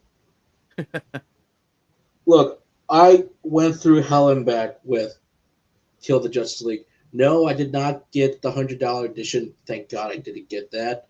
I waited like a week. I bought the game, and I'm like, this cannot be as bad as everyone's saying it is. No, it was that bad of a game. Terrible UI, a story that's nonsense. And when you think about every other hero and villain in here, you would have to think, why is Black Adam allowing this to happen? Why is Yellow Flash allowing this to happen? No, no, no. When you think about it with a conscious mind, it's like, so we have the Justice League here. Hey, What happened Hill. to the Lantern Corps? Like, why aren't all they teaming up to stop Brainiac or Black Adam? Like, your kingdom is about to be invaded. You should help out the League Right? or anybody. Hell, even Yellow Flash, because Deathstroke is a speedster in the final DLC. And when you think about it, it's like, wait a second. He's probably not going to do anything. But that does bring the question, how in the world? I know my brain starts to hurt for a second. And to me, when they kill off Batman, it's the biggest middle finger to say, fuck you. But then you realize this. At the end of the Deathstroke DLC, it's revealed the League you have killed in the game are just a bunch of clones. Dun, dun. What? Yeah. So you're telling me this version of Wonder Woman got emotional for Barry Allen for nothing. This Wonder Woman, who the actress did a great job playing Wonder Woman, because you could actually feel her pain trying to kill the League. Fighting Superman died to a clone version of Superman. So that just means this: Wonder Woman is permanently dead, and the rest of the League is okay. Oh, somebody did not pay attention to writing 101 class. It just made me mad. The entire game and marketing is about killing the League, and yet, no, they're still alive. You just killed a bunch of clones. That's That's the a biggest cop. fuck you to the players. Yeah, and So what do you say then? it's a bullshit cop out. It's a bullshit cop out. Cause It is. oh hey Callie, what's up? Hey, thank you. Looking at this, it's like when Suicide Squad versus the Kill the Justice League first came out, like the trailer and everything. It's like, okay, that's cool. We're gonna have the Justice League. We're gonna have Green Lantern. We're gonna have Flash. We're gonna have Cyborg. We're gonna have hopefully No, Hawk no, Girl. you had nothing. There was no Cyborg. There was no Flash. Well, the only League members you got was Superman, Green Lantern, the Flash, and Wonder Woman and Batman. That's it. There's no Cyborg. There's no Zatanna. There is no Yeah, uh, but when they started anybody. pulling It's out just when those five, and then that's it. yeah, where And the was thing is because about the plot. when you saw it too, it's like when you saw who was going to be in the game, it's like where's Cyborg? Where's Hawk Girl? Where's Zatanna? Where's Martian Manhunter? I mean, even when you look at the Suicide Squad, it's like, so we couldn't get any good ones. We have Harley Quinn, Captain Boomerang, the oh, I'm sorry, the accurate version of Deathshot. No, it's not. No, it's not. That was a bullshit call claim too. It's like, oh, this And is the then you comic have accurate. King Shark. Wait, What is King Shark doing? I get it. He is in the league, but he's wielding a gun. A gun. King Shark does not wield guns. Again, you had Harley Quinn, Boomerang, Deadshot, and then that's all we get? No cool ones with actual abilities that could help out? Oh, don't worry. They gave you. We can't. So we didn't learn. We didn't learn from killing off the Joker, and yet you still brought him back. And then there was Miss Freeze. Terrible choice. Terrible design. And then you had Deathshot's daughter, which I didn't even like. Hell, I didn't pay for any of the DLC. And then you get the one character that everybody was excited for, Deathstroke. Finally, a proper character with proper move sets. And that's all you get because Kill the Justice League costs WB Games to lose 200. Put an H and an M after that. $200 million loss. Wow. I That's think that almost ties with Concord. That almost ties with it. But you can also look at the old DLC and it's like they probably didn't make much money for the DLC because going Oh through yeah. all Wait, the wait. stupid bullshit. How much was the DLC again? How much was that again? Let me go on Steam. So let me check on Steam.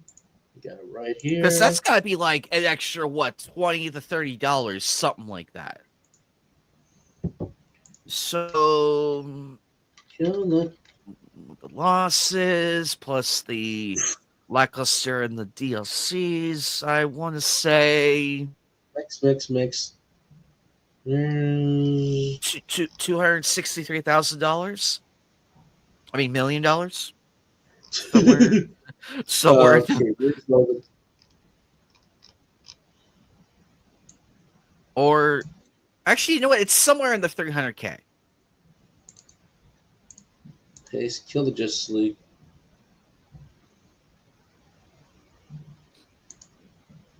Wait, do we not have the DLC? Oh, Adult. What were the characters? Were the characters free or no? Or what not? I mean, were the characters free? I thought they weren't free. Hold on, let me look this up. Were the characters free or not?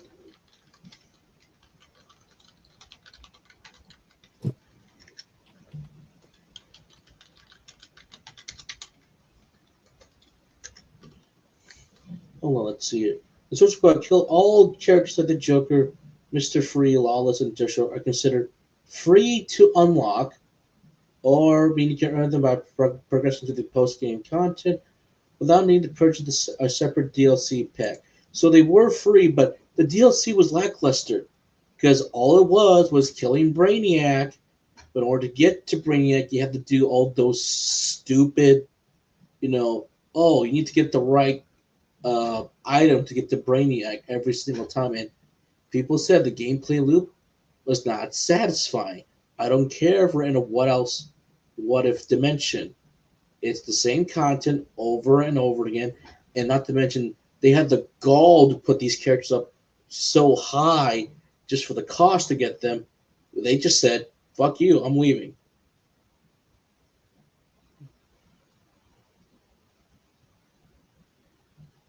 And no wonder why I failed.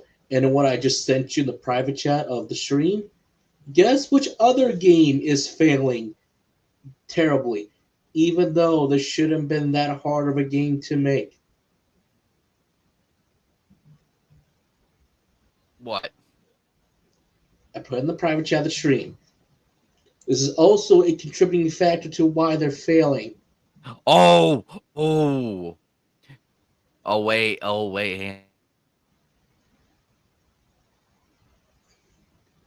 Uh, this should not have been that hard of a game to make.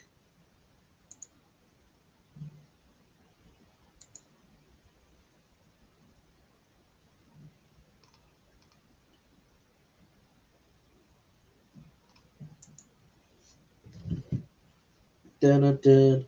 But to be fair, like if you want to talk about the other live service stuff, Gotham Knights should not have been live service. That's what I'm going to stay right here right now. Gotham Knight should not have been live service or like trying to go for a live. Well, technically speaking, it's not even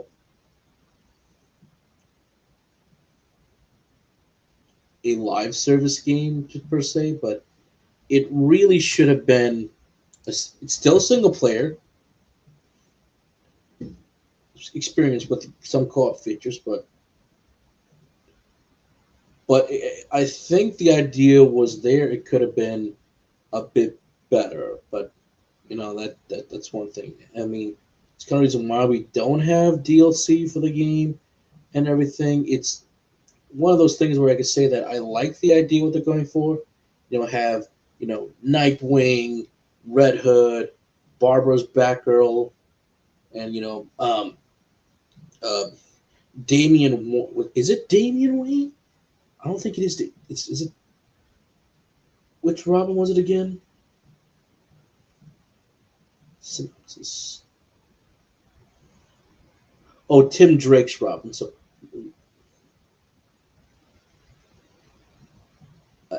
trying to find out the truth of what happened to Batman. Who are the Court of Owls? What's going on in Gotham City?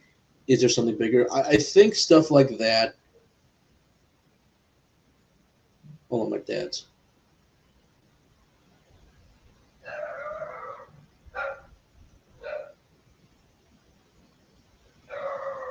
That's my dog barking. Hold on a second.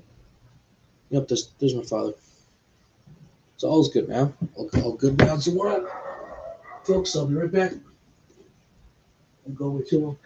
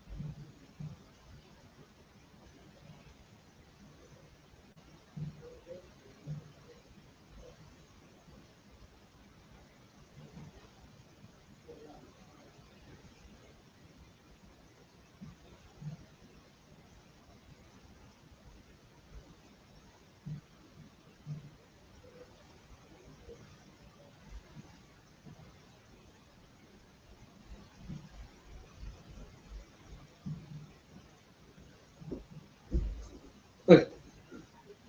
I'm sorry about the folks. I'm back now, but going back to Gotham Knights, I think that was a interesting spin on the Gotham universe, but it could have been just a little bit better.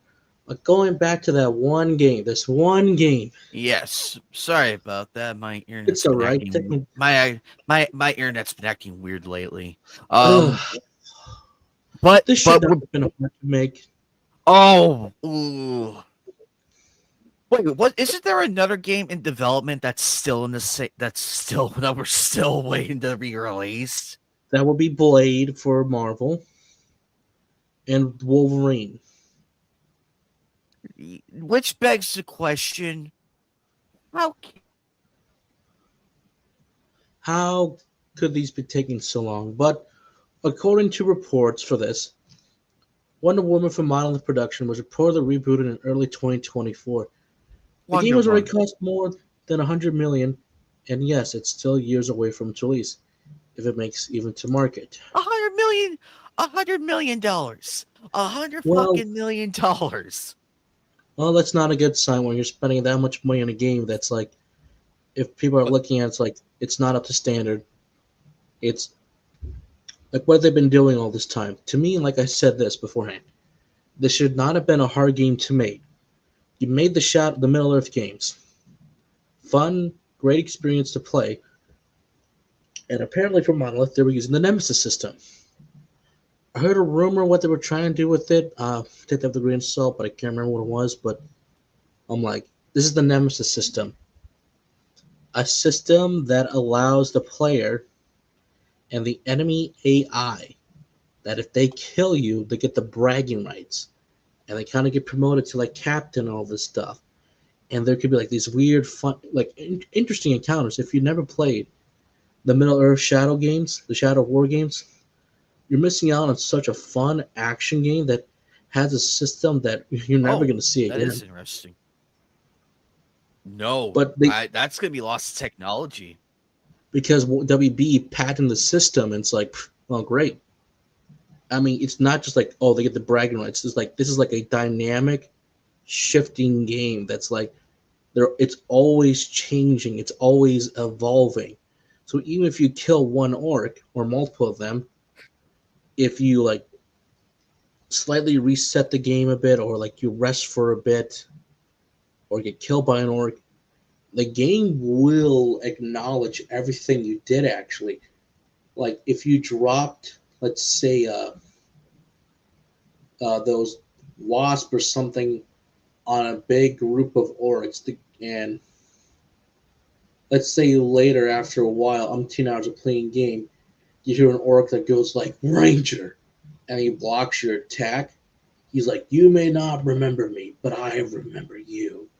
It's like, oh, so you were you from how long ago? Or they're like, you scarred me, now I'll scar you. And like YouTuber Angry Joe and a few others, they actually had this encounter actually in the sequel series, in the sequel game that apparently one orc that they killed came back, and the system acknowledged that hey, you have a save file from that game from a long time ago, and it's a great encounter. It's like, long time no see, Ranger. How have you been? It's like, dude, that is so cool, and interesting. But this is a Wonder Woman game. All I ask is for Wonder Woman to fight her rogue galleries with the Nemesis system. How hard could have that been? Like Ares, Cersei, Gigantica, anybody with their minions? Hello? What a missed opportunity right now. And like we said, it's not even just like what we've been saying, it's what Legacy HD Kill's been saying, that a lot of these trailers you see out there these days are to spread awareness that, hey, we're making a Blade game, a Wonder Woman game, a Wolverine game. Yes, we know they're going to be years away from market, but we want you to help us work on this game. And that's what a lot of trailers are, some of them are trying to be right now. It's marketing. Like, yes, it's cool that the main Arcane studio is working on a Blade game, but it's still going to be years until we get a Blade game. Look at Yep. WB Same with the with movie. Monolith. I think we'll get the game before the movie. I Yeah, mean, look at by the time we get the game, the movie is gonna be like, oh, we're now we finally have everything. Here's the release date. or it's going to be canceled. But again, look at it, Sonic I'm game hoping for with Wolf. cancellation. I'm hoping for cancellation because after you and I have extensively covered this thing, we agree that cancellation is in order. Go back to the writing room, redo the whole thing, and just say we fucked up. We're gonna try again. It's not that hard to admit that they're wrong. It's not It's that difficult. the It's funny not thing right difficult to now, say we don't know what the hell we're doing. and the funny thing is right now, Sci-Fi just showed like before I came out to the stream, Sci-Fi had Blade 2 up and running for the movie. I'm like, oh my god, I'm watching this, and I'm still saying, Wesley Snipe got 3 movies out the door. Marvel doesn't even have one with Ali in it. And at this point, Ali, please just say I'm walking. If you're taking this long to get a film going, just leave. But again, that Wonder Woman game, I would love to play it, but like, again, it's not a hard character to nail down. I want an action game with my How favorite hard is DC character. to everybody who's watching right now? Look at Wonder Woman. Elegance, sexy, can hold her She's own got the against muscles in the Brainiac. trailer, so She I can even like hold this. her own against Superman and Batman. How hard is it? How difficult it is it to get this character correct?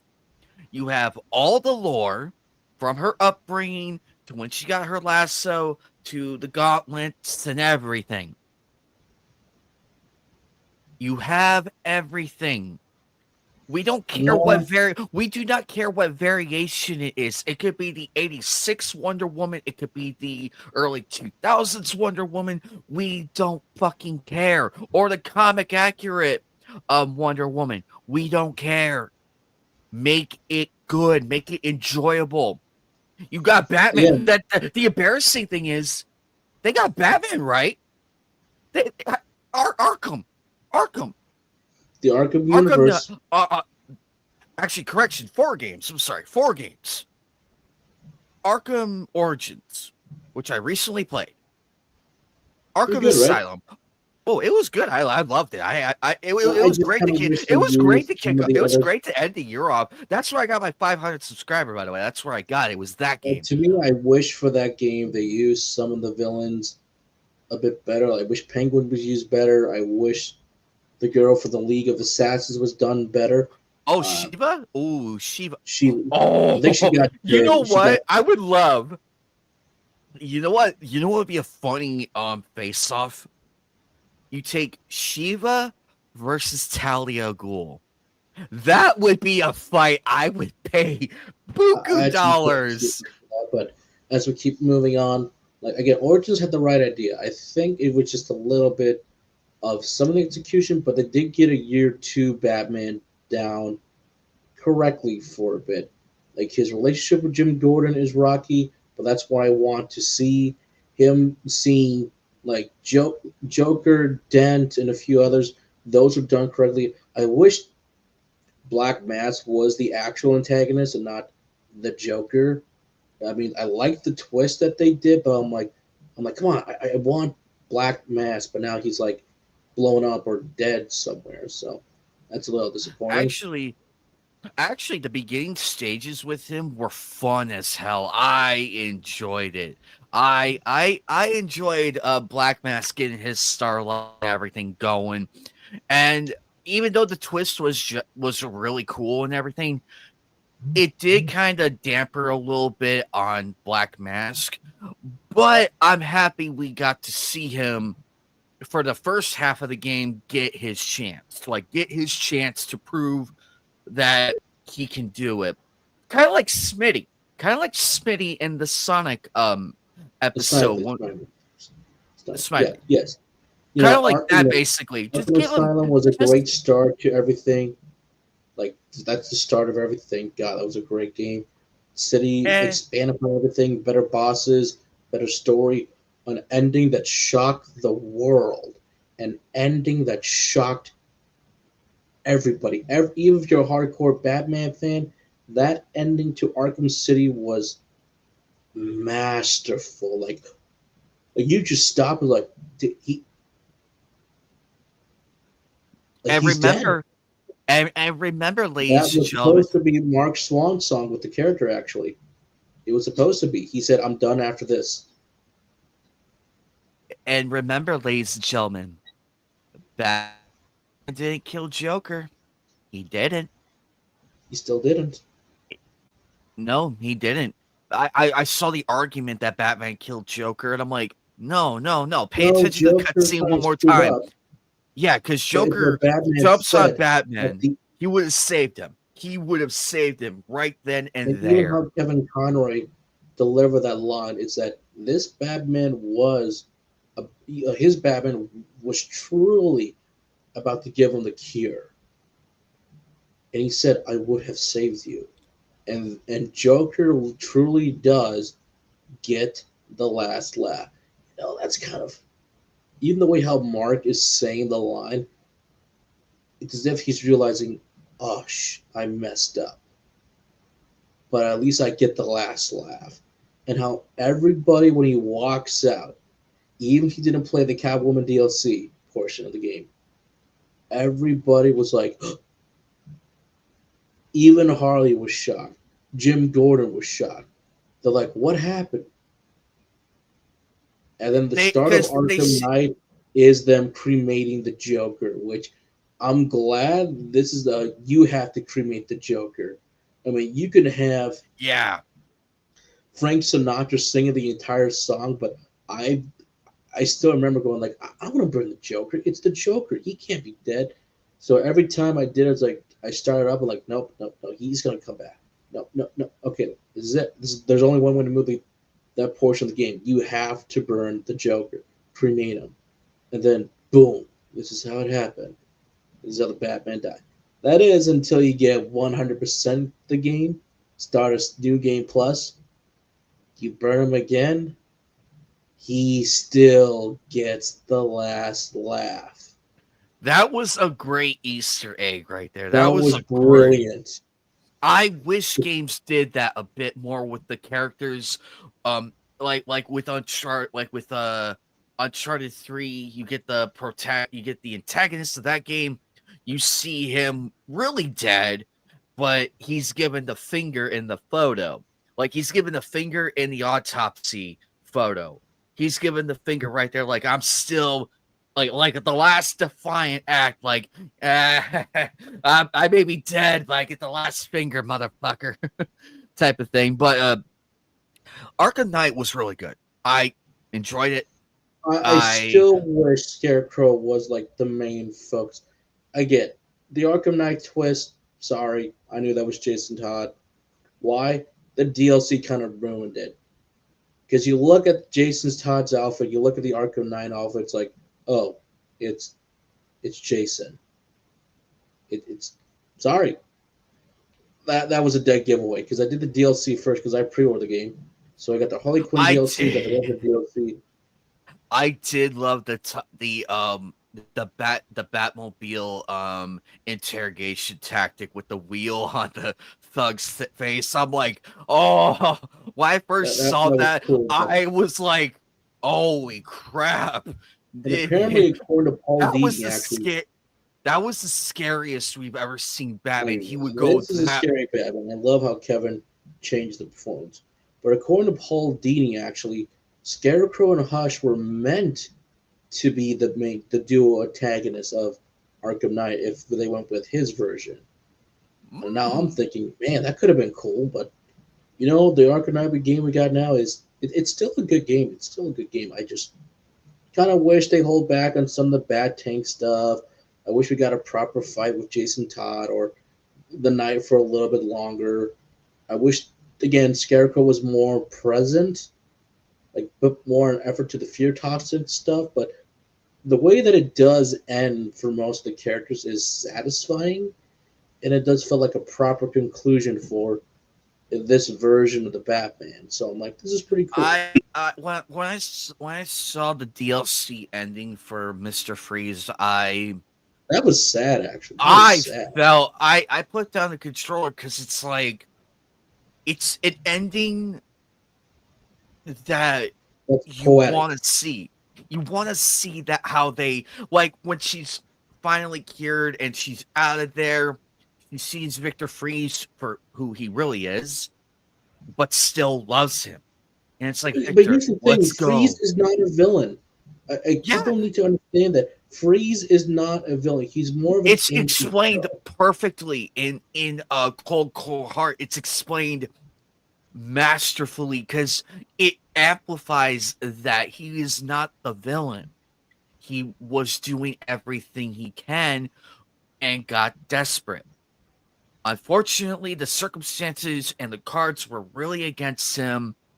And Boris and Boris, he got his just desserts, like big time desserts, and but it really amplifies the beauty of that tragic character because you think what has caused Mr. Freeze to do this? But then when you see that and everything, you piece it together, and it's like he's just really a broken character who just wants to save his wife from a really well, an actual disease. Actually, that disease is real, ladies and gentlemen. And when you That, do ground that stuff in reality, anybody would do anything just to save it. Like even if it's just for like, but but it's but it it's a harkens family back. character. But it harkens back to what Carter Pewter Schmidt said in Family Guy.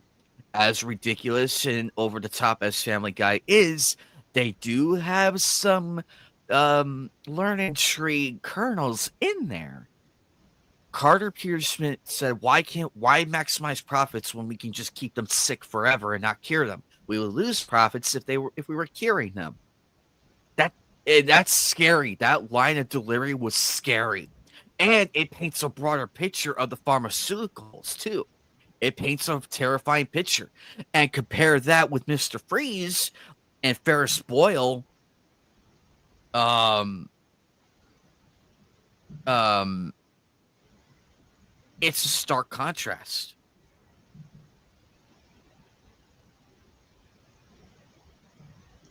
Again, he's not technically a villain. He's not full blown sympathetic. Yes, what he's doing is wrong, but I argue the fact that out of all the villains that Batman has come across, he actually let Freeze go more times than not. Yes, Freeze will still stay in jail, but he knows it's for a good reason. Yes, he wants to help out uh, Mr. Freeze. So even during your fight with Freeze, before that, he does become desperate. He wants to save his wife, but Batman is saying, "No, you need to help me out first." He's like, "No, the clown must pay." And even then, again, I think Freeze is the only villain I can think about, maybe outside of Talia and a couple others, that he is genuinely will let them go if he give it the right circumstances. Exactly. And we're not glossing over the fact that he did do some crimes here and there. Remember, And and it, doesn't but it, justify them, but again, he's not. Would I say he's a full blown supervillain, or he's more of that? Well, he's in that fine line of yes and then no. But everybody breaks the laws, so just saying. Even Bruce Wayne is a villain.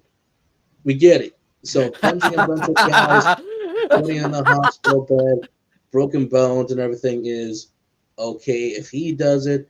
But if Harley Quinn, the Joker, Bane, and everybody else does it, no, I got no, we gotta put you in jail. We gotta put you in jail. again. I But love Hugo Strange a lot. Is he crazy? Yes, but I'd rather be on his oh, good side he than would his have. bad side. I wish we had. Oh wait, he was dead in He was City. dead in Darn it! two. Yeah, Darn it! two. He would have been great as like a comeback villain in Night. Well, if they He, do he Arkham Origins 2, I think this is when you need to do Hugo Strange. I mean, that entire game I could be like, I wish you know, we punched Quincy Sharp though. I wish we could have punched him. You know what? You know what's so funny? When he was getting his ass kicked by the thugs, I waited 20 minutes to save him. I waited 20 minutes. So I'm like, yeah, I saw that blueprint in your office. No, this is justified. No, keep kicking the thug. You keep kicking the crap out of him. Kick the crap out of him. He deserves it. And I'm just like waiting for that one opportunity to punch him. I'm like, you're lucky. You're lucky, Quincy. You have valuable intel, and we're trying very hard not to punch your lights out against that wall right there. So talk. ah,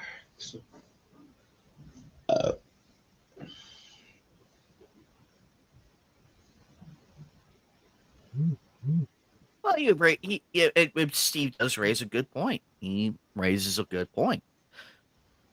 Um, let's see, what else do we got going on? Apparently, oh, here we go. We're gonna get into the good one here. Um, Marvel Rivals. So what's going on here? What is happening here? Now that we're on superheroes still. Marvel Rivals layoff backlash addressed as NetEase clarifies reasoning and games development structure. Following the unexpected layoffs of the Marvel Rivals US team, NetEase has finally broken its silence, offering a clarity on the layoff situation that left many fans and industry insiders Well, part of scratching that their is that all heads. the articles got it wrong in the first place, so leading us to believe that they kicked off the entire team, the main team. No, apparently this is just the supporting team in Seattle. So it's like, okay. Well, that too there, Steve, that too. Yes, but the company released an official statement addressing the cuts, clarifying some key misconceptions about the roles of the Smith staff, including director Thaddeus Sasser. Sasser made headlines when he revealed on LinkedIn that his entire US based team had been let go, despite the resounding success of Marvel Rivals. I've been hearing praises nonstop about this game. It's I pretty fun. one of these days I will have to try it out.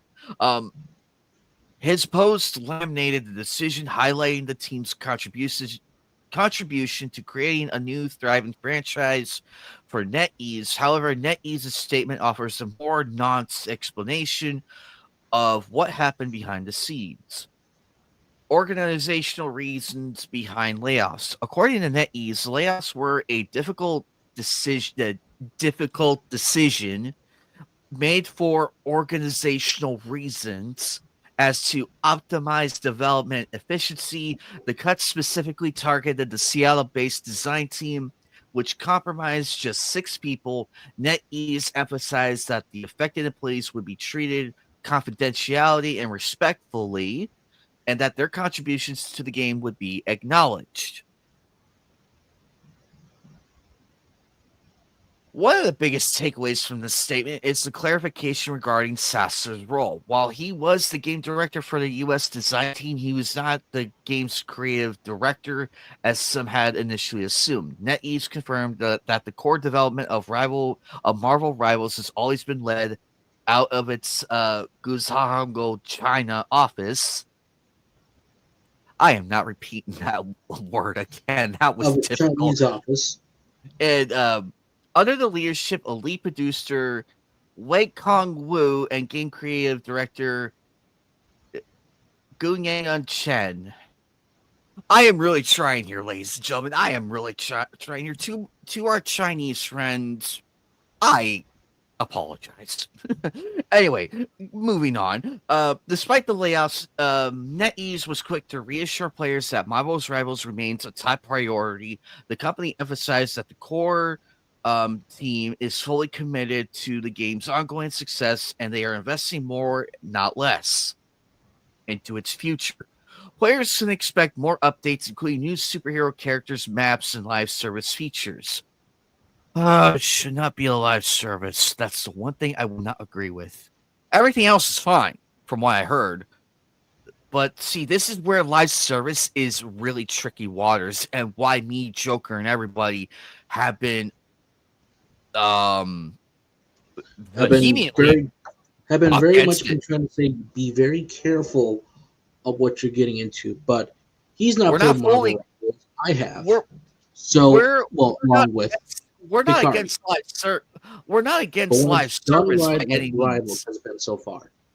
It's been a Hmm. lot of fun, creative, gives competition out there to do better, and with a lot of characters playing very differently from one another. And it's the Marvel characters that you know and love. This is pretty good actually. So I'm having a lot of fun with it. Also, even with the battle passes and the seasonal content, there's actually a good story going on with Rivals. It isn't just the Overwatch. Oh, you're not going to get the story no more. Rival actually has a reason. We're in the Eternal Midnight season, And this season shows us that, guess what? The reason why there's a lot of heroes crossing over, because Doom and the main canon part are going after each other, hence why the multiverse is opening. Heck, there's even comics for this stuff, so this is pretty cool. Hence why you can see characters uh, like Psylocke, hold on, Black Panther, and then Magica team up.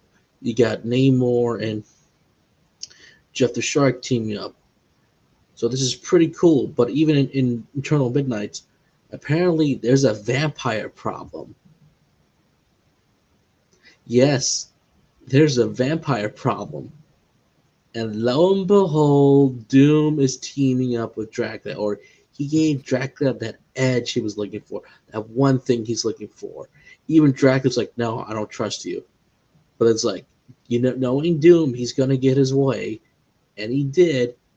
And there's a cool panel of Blade and Dracula fighting each other.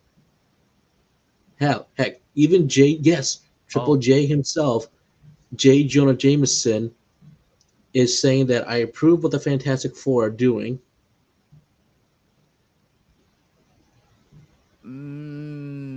we did have a few of those happen. Oh, go, but continue, Joker. Yeah, Triple J himself in one of the comics, the news of this current season, is like describing what's happening in New York City at this time period, what's going on with the vampire invasion, with Dracula going on around. Apparently, they're saying that he's saying like Iron Man and Reed Richards, no Tony Stark and Reed Richards, they're trying to solve the solution. Reed wants to save as many people as possible. Triple J's like, I agree with him on that. While Tony Stark is like, I'm thinking about all the casualties. He's like, knowing Jameson, he's like, come on, really? People are dying here. Where's the cure? That's why I love Triple J. He keeps it real. He's just doing honest journalism, and he's calling out the people when you should be at home, locking the doors and everything. Why are you venturing outside? Let them take care of this. True, true. Mm-hmm. Heck, So you even got the Midnight Crew. Yes, like Moon Knight, Squirrel Girl, and a few others. They're actually going out town every night just to prevent more people from getting bitten. So this is really cool, actually. so apparently, Grum's out there. Uh, he made his own. He made his own thing. Apparently, and this is why Kotaku is fucking trash, mind you, and why people should stick to sources that know what the hell they're doing. Like articles like this and everything. The game director was let go from the U.S. office, whose LinkedIn in post you see everywhere is Thaddeus Sesser, Grum said. In his own words on his podcast interview, he states Chen was in charge of the creative vision while he himself handled budgets and manpower. This looks like a simple reorganizing in a tiny trim of staff, not the course shaking development Kotaku and others are trying to make it out to be. So there you go. They are trying to spin this in real time. That's why everybody was so confused and why you and I were a bit confused by it. It's like, wait a fucking minute here. Wait a minute. But now we know what happened. Now we really know what happened, and we heard it from NetEase themselves. We heard it from themselves. They got tired of it. It's like, you know what? No, we're gonna set the record straight. So Again, thank basically, you, Nadise. yeah, thank you, NetEase. You yet again put Kotaku on the embarrassment block. But I still don't like you shutting down the Mana Studio. Come on. Yeah. You get a win for Rivals, but not a win for Mana. That was a good game, So people. Joker, what is your thoughts on this? In my thoughts of this, it's a Seattle support team. I am sad that they're gone. I just want to know what they actually did. Apparently, they helped out with some of the maps and a few things. So, but it's not the main core team that's gone. I think that's the big thing. But it's still sad people are losing jobs. It's don't know why they did it, but people said it's free to play. Again, they'll still get your money through the battle passes, the selling you the skins. There's even a 60th anniversary skin for Invisible Woman and Mr. Fantastic. Hell, just recently they just added in Johnny Storm. Yes, they finally added Johnny in the game now. So we got three of the four. I don't know if the thing is Ben is in it yet, but what I heard from Johnny with the VA, he's having so much fun being the ladies. Man, this is Johnny right here, the hothead, the ladies man. This is the Johnny I wanted. Yes, this is so good. I know there's some stuff that's may or may not be leaking out, like what Blade looks like, but we'll have to wait and see until we get better pics and looks of what Blade is going to look like. Because again, we're in vampires. So this will be the opportunity time to get Blade in, not be like, oh, we're not gonna do Blade. You have to do Blade. You have to do Blade. And the characters are coming in nicely. Even for like the base launch of the game, there was a lot of good characters. I'm talking about multiple Guardians.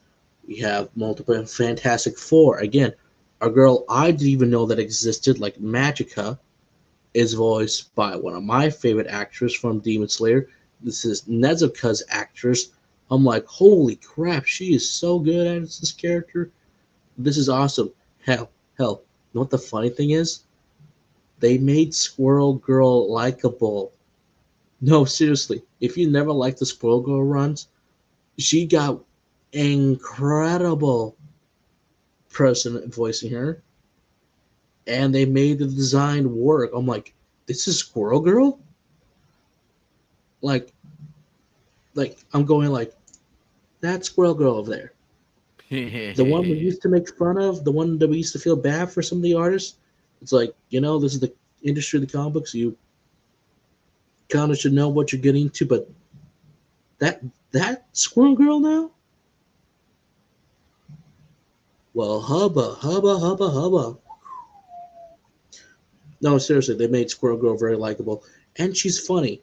Heck, they made people's banter when you get certain people together interesting. Loki's a badass. That's right. We got the Asgardian children: Thor, Loki, Helena. Like I said, there's so many characters in here that I'm just like, I'm glad everybody plays different, feels different, and you're bound to find a character that you like the most and probably stick with that character, go with the few. Hell, again, the big thing is there's no assigned roles, and they said no assigned roles. That's what killed Overwatch for me. I hate getting assigned roles. Let me pick the character that I want to play. Hell, I'm getting better at playing as Iron Fist a few times, so I'm like, yay! Oh, I get to play Namor or a few other villains, but you can pick whatever you want to play. So I think this is a good thing. Keep up the content. I would love to see different maps, please, or like different characters or different game modes. I think that's what has always killed Overwatch.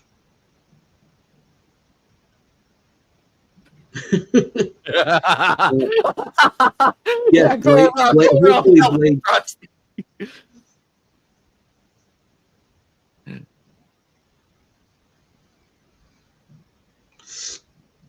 Um, Perhaps well, that's the reason, yes, I agree.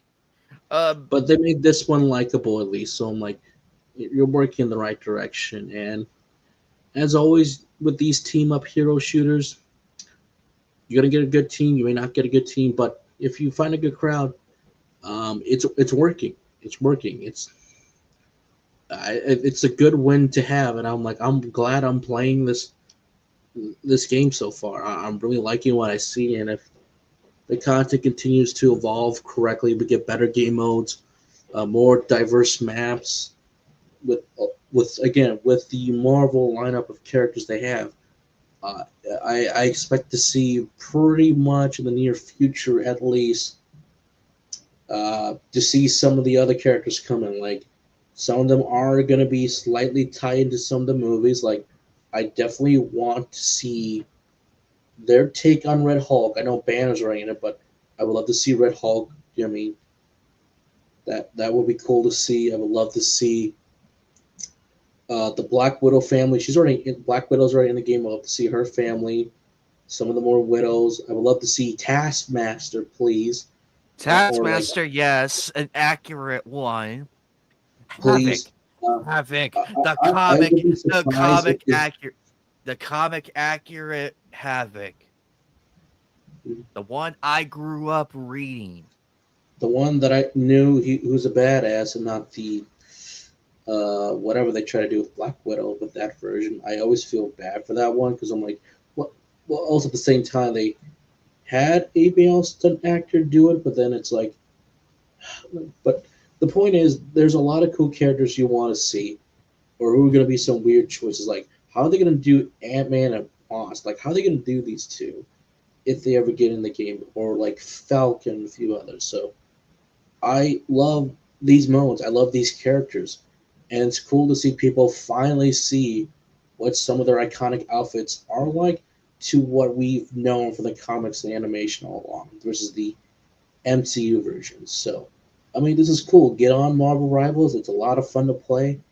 I know they still have some server issues, especially like for me. If I'm playing late at night, it's like it just sucks. But that's what we have to deal with. So, but it's a lot of fun. It's a lot of fun. It's fun, and if you're having fun, go for it. Yes. Also, I have this just broke yesterday, and I'm happy to talk about this. So, Joker, apparently, according to where is it? There it is. According to Tayshawn Jones, a new Tony Hawk Pro Skater remaster is coming. What? So we're finally getting three. We're getting three finally.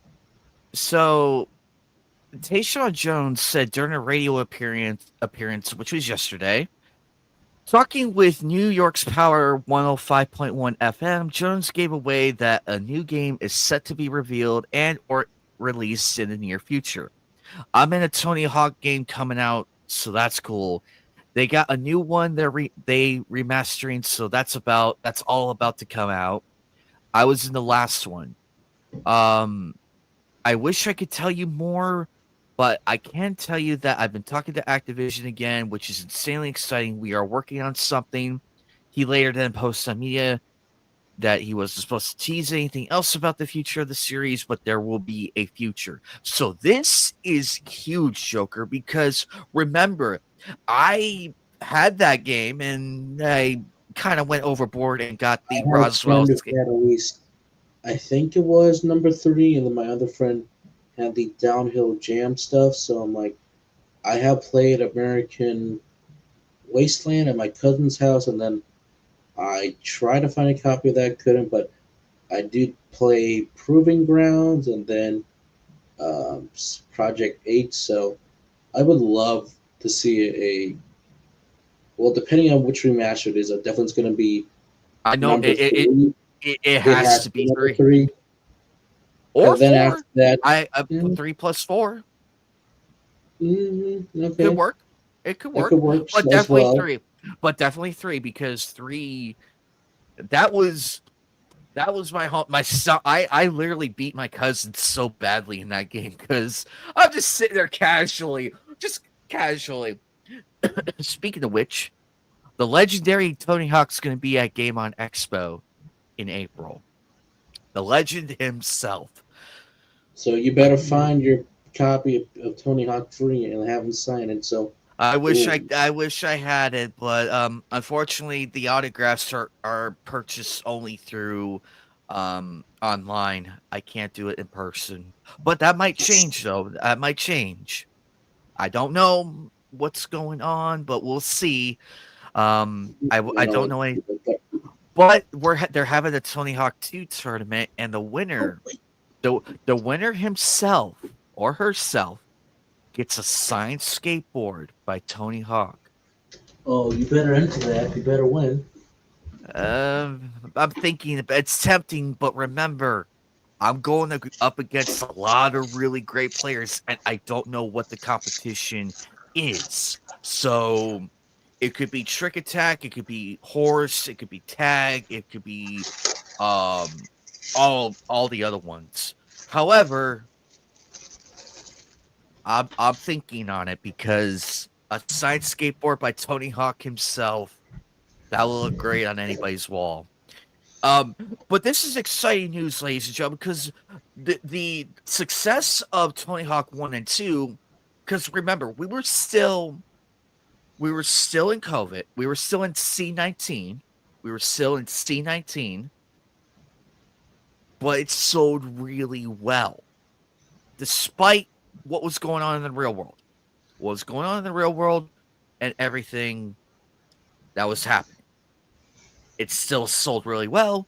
The numbers were really high up, and we got a physical release. We got a physical release of that game. All while that whole thing was going on. and and and I think with how disastrous Five was, Grind and Shredder was, this was a pure to God honest make the game faithful that we all remember playing. Hell, even I remember True. playing Tony Hawk One on the was it game? I think it was the GameCube. Was the N64 because at the old gym that my parents used to go to, there was a back room and there was a video game console while they were working out. I was like, oh, I got to play Tony Hawk for a bit. So I'm like, that was pretty fun. So I think this will be great to have. I think even I have. Do I have? I think I do have one and two, so I should definitely go back and play that. And some of the casual games that we used to talk about, saying I wish are coming back. I mean, I did play the fan inspired game that you can definitely tell they were inspired by Jet Set Radio. That was a really fun game to play. Sorry, this update. Where was it? Where was that? Is that 2028? 20? There you go. There you go. Bomb Rush Cyberpunk. This was really cool to play, actually. Because you can definitely tell they were inspired by Jet Set Radio. They had a lot of cool things that came out about, like cool art and graffiti. So I'm like, yeah, I wouldn't mind seeing a sequel to that. And with Jet Set Radio coming back with the Sega collection, along with a few others, I think that's a cool things to get into. I would that would be a good story. But To be yes, alive to be a good game fan. Like bring back the stuff that we remember because some of the stuff like this, people are like, well, where's the monkey?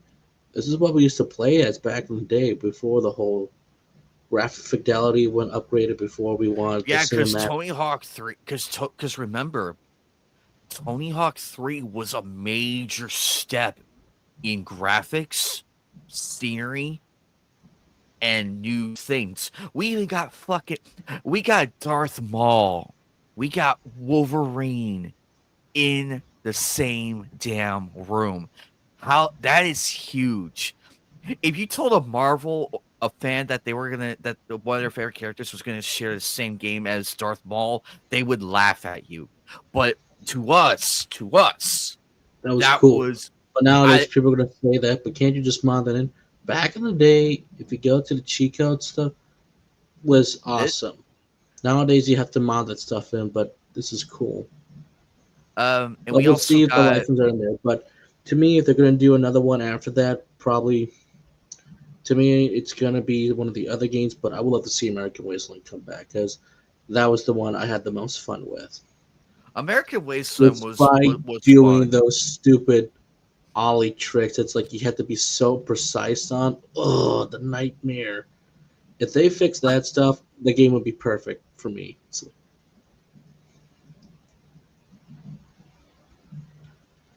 And they could but is there very anything else? well but they All right, could very anything well else? Any do other it. news you want to talk about before we wrap it all up? Um let me see here. Let me see what I can find real quick. Keep talking. See what we. Okay, so like other stuff, like we said, like Tony Hawk definitely coming back. Sadly, we didn't get anything for Spyro, even though it was the year of the dragon. We should have got at least look at him rage. He's raging his the That was the rage. perfect time. The perfect time. At the Game Awards, it would They're have been gonna perfect. redo, rebuild And Spyro from the ground up with Enter the Dragonfly or do a Hero's I Tale. would like to see. Here's the thing: Enter the Dragonfly.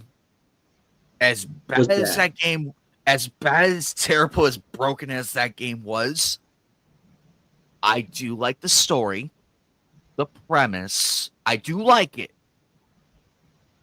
but why bring Ripto back? Why? That made no sense. We watched him die in two. In two, I tell you. But people are like, oh, what about the source? No, that was in three, and the sorceress did survive that battle. But that bonus battle though, that's the chronological ending. That is the chronological ending to Spyro 3 because we never saw her again. And by all rights, I'm okay with that. I would love to see the elements from that game be put in, but refined and tuned up to the world of Spyro. Keep everything as is. That made Spyro great. The gliding, the climbing, the head bashing, everything. Keep that in there. Introduce us to worlds that were rumored at the time. Bring those in. Now would be a great time. I would love to see Spyro aged up and everything. Like now he's really the legend among the Dragon World after 3. Have it take place right after 3, right after Spyro 3. And there he is with Alora. Alora needs to make a fucking return, and in high time too. I love the little scenes with her in Year of the Dragon. I thought that was really great. They didn't forget the character. They didn't forget her. Her new design though, I I literally hit the approve button till that broke. I literally hit the approve button. Oh, bring back money bags, please. I wanna punt. Oh, chasing him. Just that bear got hit what he wanted. He got his just desserts. But also, I would like to meet new characters as well. Um, Also, here's a cool teaser, Silent Joker. Here's a cool one. At the end of that game, you can tease the dragon egg hatching and its cinder. You can tease it. And it's like, oh yeah, this just got wacky. It's a perfect tie-in. A perfect tie-in right there. Because the way you and the villain would be somebody that would make perfect sense. Because remember, if you go the Star Wars route, who was in the wings when Darth Maul fell? Count Dooku. What if the sorceress had a ready to go apprentice once Bianca turned her back on the sorceress and joined Spyro and his friends? It could work. It makes sense. And it's a brand new character. The reference is there to the sorceress. She is angry and outperforms Bianca at all on all levels. You can have her and Bianca have their battle, and Bianca loses, and because she gets beaten so badly, she loses all her magic for the time being. And then, in order to get the magic back and everything, you have to go around and collect all the magic items that you can, from the dragonflies to rebuild the world and everything, and a few other collectibles here and there that make sense to build it back up. And then finally, with Bianca's help, and Spyro and Hunter and everybody in between, that person. Okay, Steve, why? Why you gotta throw that wrench in there? Get that wrench out of there. Get that out of there. I love you, Steve. You are awesome. So, aside from that, um,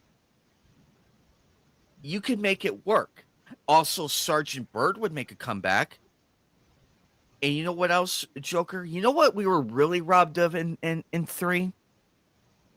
Agent 9 levels. He was fun to play. I had a great Which time playing one? Agent 9 from Year of the Dragon. It was the monkey with the ray gun. It was a space monkey. And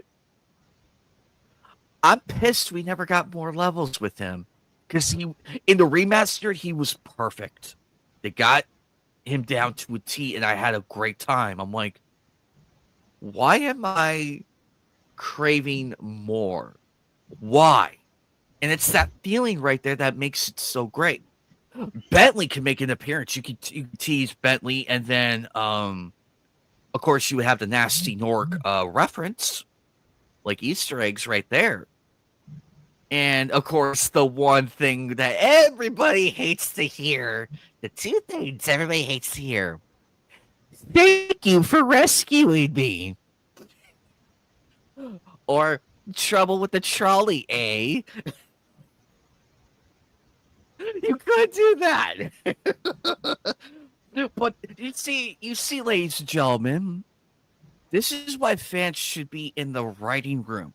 I just presented Spiral 4 in 15 minutes or less, with tying into the third game and elements from Year of the Dragon. I'm sorry, Enter the Dragonfly.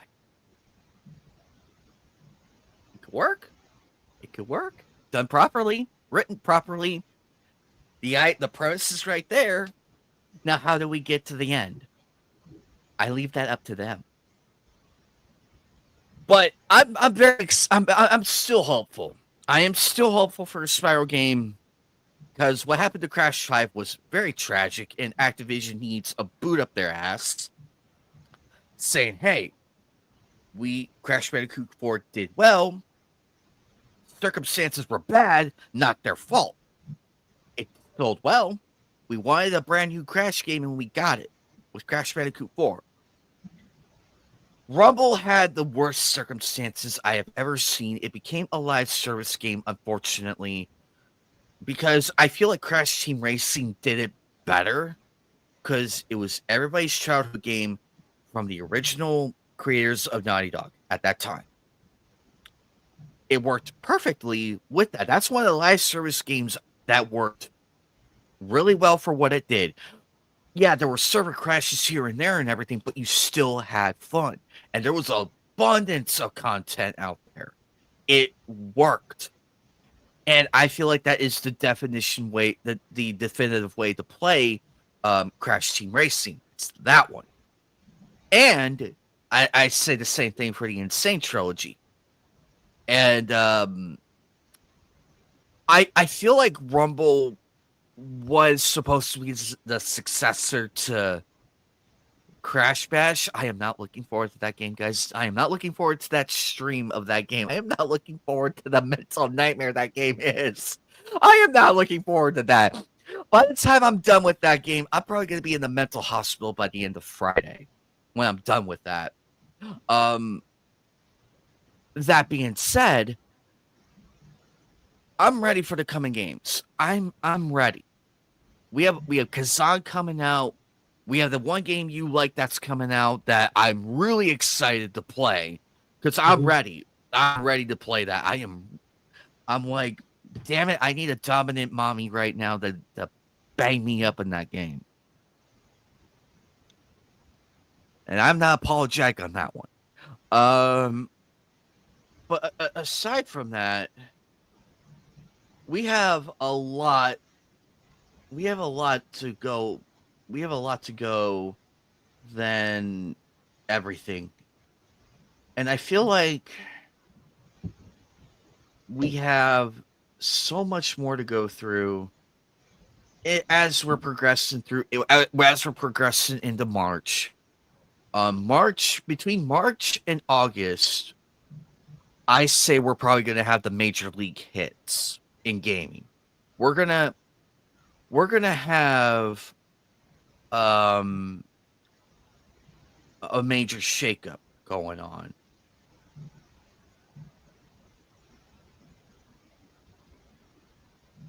But what do you think? Uh, well, as we Well, keep saying, the early years have the few months, what they call them, the dead months, or like for some stuff, like some stuff will come out here and there, some stuff won't, but we'll definitely see some more major leagues in the springtime and throughout summer. So that'll be a lot of yay stuff that's getting leaked that I want to be surprised about, but this will be the makeup. I think I've been saying this a lot off screen, but this year is definitely gonna be the make or break year across entertainment. Whether you like it or not, this is gonna be the make or break year completely. Hollywood's on fire right now, and they are losing a ton of money across entertainment. Gaming is not the same that it once was. It, with all these layoffs are coming, a big fat reality check is going to happen, and we're just going to be here saying we called it. We knew it was going to happen, but just not when it was going to happen. I feel like every day we are getting closer and closer every single time. I keep hearing about record profits, layoffs, or bad reports to layoffs. So it's going to happen. There are some positive here that we still talked about this that we keep saying this is great. Let's keep on going. But with every good we get, we either get a wait. What did they say to a? Of course, we can't go 1 month without layoffs happening or some weird stuff that's happening. So this is going to be the make or break year, and then when we look back at it, it's going to be like it's either been a good year or a weird year. Right now, it's been a very weird, bizarre year so far, but we'll see how it goes for the rest of the year. I'm oh, hoping for some cool content, some cool stuff, but that's why I'm also going through a ton of back catalogs to be like, I'm going to catch up some games that I haven't played yet, some movies that's only been on the back burner. So hopefully, I get some cool stuff done. and Joker is right, ladies and gentlemen. It's not all doom and gloom on the side of things. We try to make it. We try to balance the both worlds as best as we all humanly can with what we are given with. Myself and many others, we want to see some of these franchises succeed, but everything boils down to how you present yourself. And unfortunately, with Ubisoft and everything that's happened, everybody knows that game is the biggest train wreck ever. And with March rapidly approaching, which is next month, believe it or not, I still stick by with what I said. It's not going to make the sales that they were hoping for, and that justifications are there. They had us at the very beginning when they announced we were going to Japan for Assassin's Creed. They had us at the right area. They had us right there. But as the months progressed, and the tactics and everything the same playbook, it's now down to here. It's from the announcement to here. As of as of February 19th, 2025, that's how far it is. And that's not a duck walk, ladies and gentlemen. That's a crater in the center of the earth, meteor level. And unfortunately, they have shaken our confidence so badly, even they are panicking. And they're trying to spin it in a positive light, which is ridiculous. You cannot spin a pile of shit into pure gold. You can't, ladies and gentlemen. The sad reality is, Ubisoft, you have lost your way. And I mean that. You have lost your way ever since you went the DEI route. And although the samurai and the girl thing was really cool and all that, concept-wise, yes, it could work. You just did it at the wrong time. You pushed the cards that were not supposed to be there, and you just doubled down at the blackjack table like idiots. You not only pissed off America and us gamers, you pissed off Japan and everybody else in a manner of 9 months. 9 fucking months. So to Ubisoft, I say to you, this disaster is your comeuppance. I am terribly sad that the people behind this game, who are actually trying very hard, who wanted to make this game and see it succeed, they are spared from what I'm saying to you, because I feel for these people. I do. If I were a developer and I found out that the people I'm working with are systematically hitting the customers and the people, the representatives of Japan with all this, I'd be fucking mad. I would be livid. March up there and demand answers to these people. Ubisoft, your game is going to crash bigly. It's going to plummet no matter what you do. You cannot backpedal the last year's debacle with the attacks. You cannot backpedal that now. You went way too far to the beyond the point of no return. You got what's coming to you, and I'm sad to say it. I am fucking sad to say it, because I love Assassin's Creed, Joker, like me, Joker, and everybody. We love the franchise. Don't get us wrong. We love it. We do. We want to see it improve and become better and better and better and better and better with the story, the characters, the lore, everything. We want that. We love the game. That's what got us into the game in the first place with the first one. And we have some of our favorites, justifiably so. Were there some bad games? Yes, there were some bad games, but hey, it happens. Bad games do happen. But this one, we cannot accept at all. And I know this is going to fall on your deaf ears, like everything usually does. And you probably won't listen to us because we tried. We gave you the fairest criticism on the planet, but you refused to listen. So when those numbers come in and you're staring at that fucking report by the end of Q1, which is probably in June or July, give or take, you're going to be shitting bricks for 5 weeks with the losses and everything. And then you're going to sit there wondering, what the fuck did we do wrong? When it's been right there in front of you the entire fucking time. I am sad to see the state of Ubisoft right now. Once the prominent gaming company of the early 2000s dwindled to this. I am sad that you took the biggest shit on Japan, way worse than Funimation and all the other fucking chuckleheads. Way worse. Their crimes are egregious, don't get me wrong. But what you did, Ubisoft, way beyond borders, way beyond understanding, way beyond everything. You know, this wasn't about Ubisoft in general. This is about me saying entertainment, and you went on a 20-minute long rant. Like I said, in entertainment in general, this will be the year that's going to make or break a lot of companies. Yes, but I don't think Ubisoft is going to recover. They've been losing billions and billions of dollars, and these games are probably gonna be their last few. I'd be surprised if they even make a profit, but it's It's not gonna make it. It's gonna it's probably it's be not going to, because there's been a lot of distrust with Ubisoft, multiple different allegations against them.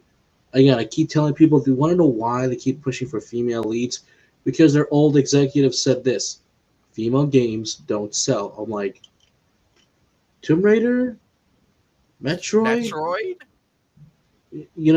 you look Lo- at, well, Horizon, they do sell. Even people don't say that they're selling. Again, Gravity Rush had a fan base for a while until they stopped. I mean, female games do sell, and that's what I keep Bayonetta. telling people, that the Bayonetta. rise of female, because they keep getting called out on why they don't have like lead female leads. That's why I never bother with Cassandra being the canon sister, or the female Eivor is the canon sister. I'm like, I don't care. Just give me a good game, please. That's all I ask for. And all these companies that, like, unfortunately, again, like we said, a long development cycle it's been taking. It's like, maybe we should need to stop pushing for the next best thing, to just like, go back to hopefully some Basics. fun and basic, make a fun, exciting game. That's why even on my Twitter timeline, I'm seeing all these indie games. I'm like, why can't we do this in Triple A again? Like That's with why the mouse indie mouse scene has been detected. rising, and we say, go support the indie devs. Speak with your wallet. And I keep saying, stop waiting for these big AAA games. I see complaints from people all the time from the Xbox Showcase State of Plays. I'm like, what are you expecting? They gotta get the, yes, they're recognizable franchises out the door as well, but those take some time. There are some cool games that you are missing out, and just because, no, I didn't get Kingdom Hearts 4, like, let them develop the game. It's gonna take a while, at least a bit longer, to finally see some news out of that game. Like, there's some games from State of Play. I'm like, I'm excited for a few of them. Then I'm like, damn, I got some new games that are coming sooner than later. Heck, Konami's got a family game that's coming out. Did you know about that? They got a family game, and it was shown at the State of Play. That's like, that's huge. Talk about that part. That one I missed. Talk about it. Go ahead. Go ahead. So basically, you're kind of like playing like an octopus that kind of gets captured in this factory, and it's your goal to escape it a little bit in this nice 2D platformer game, and it looks really fun. It looks really cute, wholesome. It's a family game, and like we said beforehand with our good friend Bubba, like, this is a game that mom and dad need to buy for their kids. That they're not going to worry about any nudity or violence. It's a fun game to play, like, like you would see back on the Nintendo side, the early PS2 side of things. So this looks cute. This looks kind of wholesome. I mean, I want to play this octopus. This looks pretty cool. I think it's an octopus, but it's an animal game. It's a 2D platformer animal game that's in the sea. I'm like, this is so.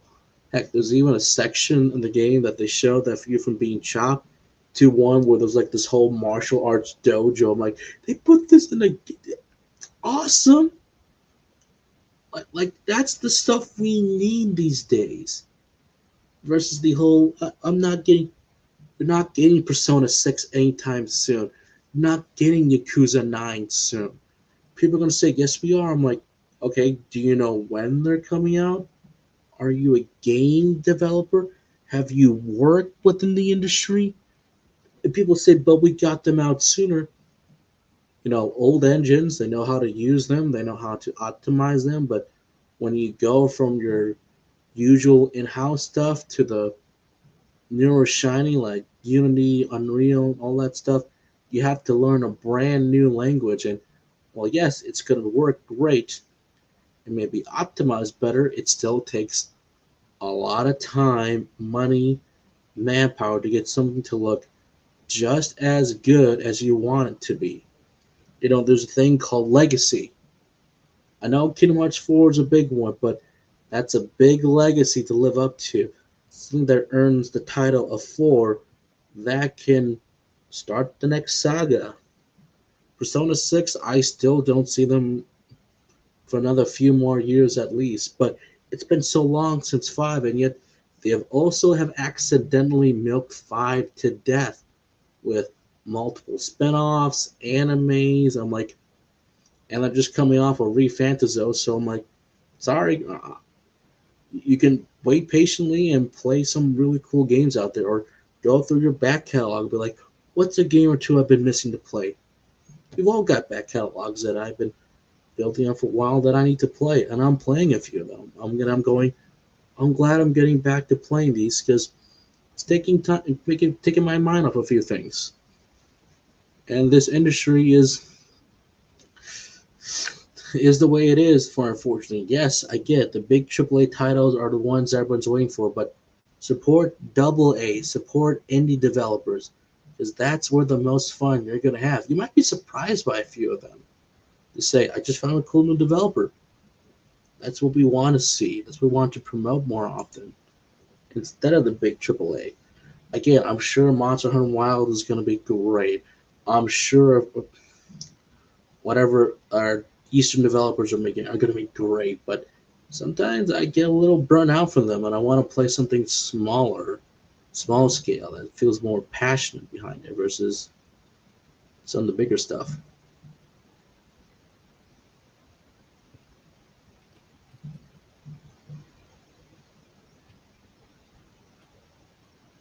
Exactly. And right now, I just requested a key for a review of Mouse PI for Hire. That game I have been hyping the piss out of I mean, because that looks cool. and I'm Thank like, you know what? I'm I'm ready. So I got it ready to go. It's there. So I got the request key going. I'm gonna review it. I am going to review it, give it the full coverage it needs because I have been pushing for this game because it's a great game. It's cartoony, like we all loved back in the day, and it looks awesome and it's hilarious. I love the trailer. Still waiting on the Croc one. I'm still waiting on that one and the Gex one.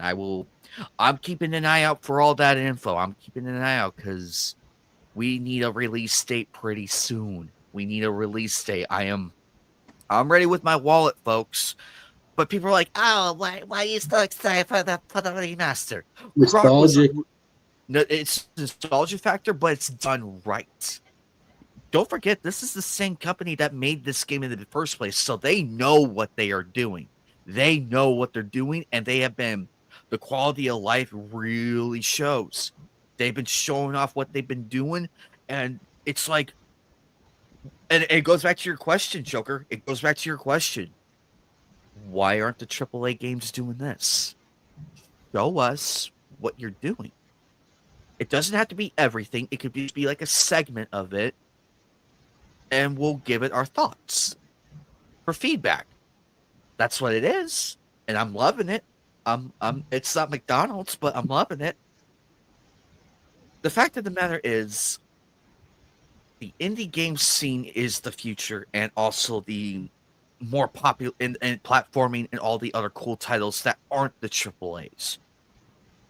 We all said it best at the Game Awards. This is a dawn of the biggest step in the right direction, and it was done right. A platformer game that is brand new, we never heard of, wins Game of the Year, and rightfully so. The love. I've heard nothing but positive from it. I've heard nothing but positive, and it got me excited and well justified. We got to keep that momentum up, ladies and gentlemen. We got to keep it up. Because with every positive victory we get with the games and everything and funding the right people, I can safely say we can turn this whole thing around. Yes, it will take time. It will. And usually time is a factor in everything. But it's a step in the big direction that we all needed. We were tired of everything and we just said, we threw our hands up in the air and went and made our own games. And look what happened. Look at the AAA industry. It's falling on its ass. hilarious fashion. This is what we need, ladies and gentlemen. People are saying, "Oh, the gaming industry can't be saved." That is bullshit. It can be with the right steps and the right people at the right time. The end of last year was that time, and it was done right. We gotta keep that. We gotta keep that spark going. Keep funding these independent games. Keep funding for games that are really are actually coming out, rather than wait 20 years for a game that's not even going to come out. Looking at you, Wonder Woman. $100 million fucking dollars down the drain. That's a lot of money. That's more money than Joker and I will ever see in our lifetimes. To be fair. So, ladies and gentlemen, we here at Knightcast and Knights of the Anime Table encourage everyone to go out there and buy the game that fits your interest. It doesn't have to be a double A, a triple A, or that stupid quad A bullshit. Fund the game that you want to play and enjoy it. That brings you enjoyment. That's how it should be. If a company hates you that badly and they try to push their game to you, you could walk away from it. It's not that difficult. The choice is yours. And if you want to keep funding the game, well, you get what you deserve. Unfortunately. But we cannot stop you.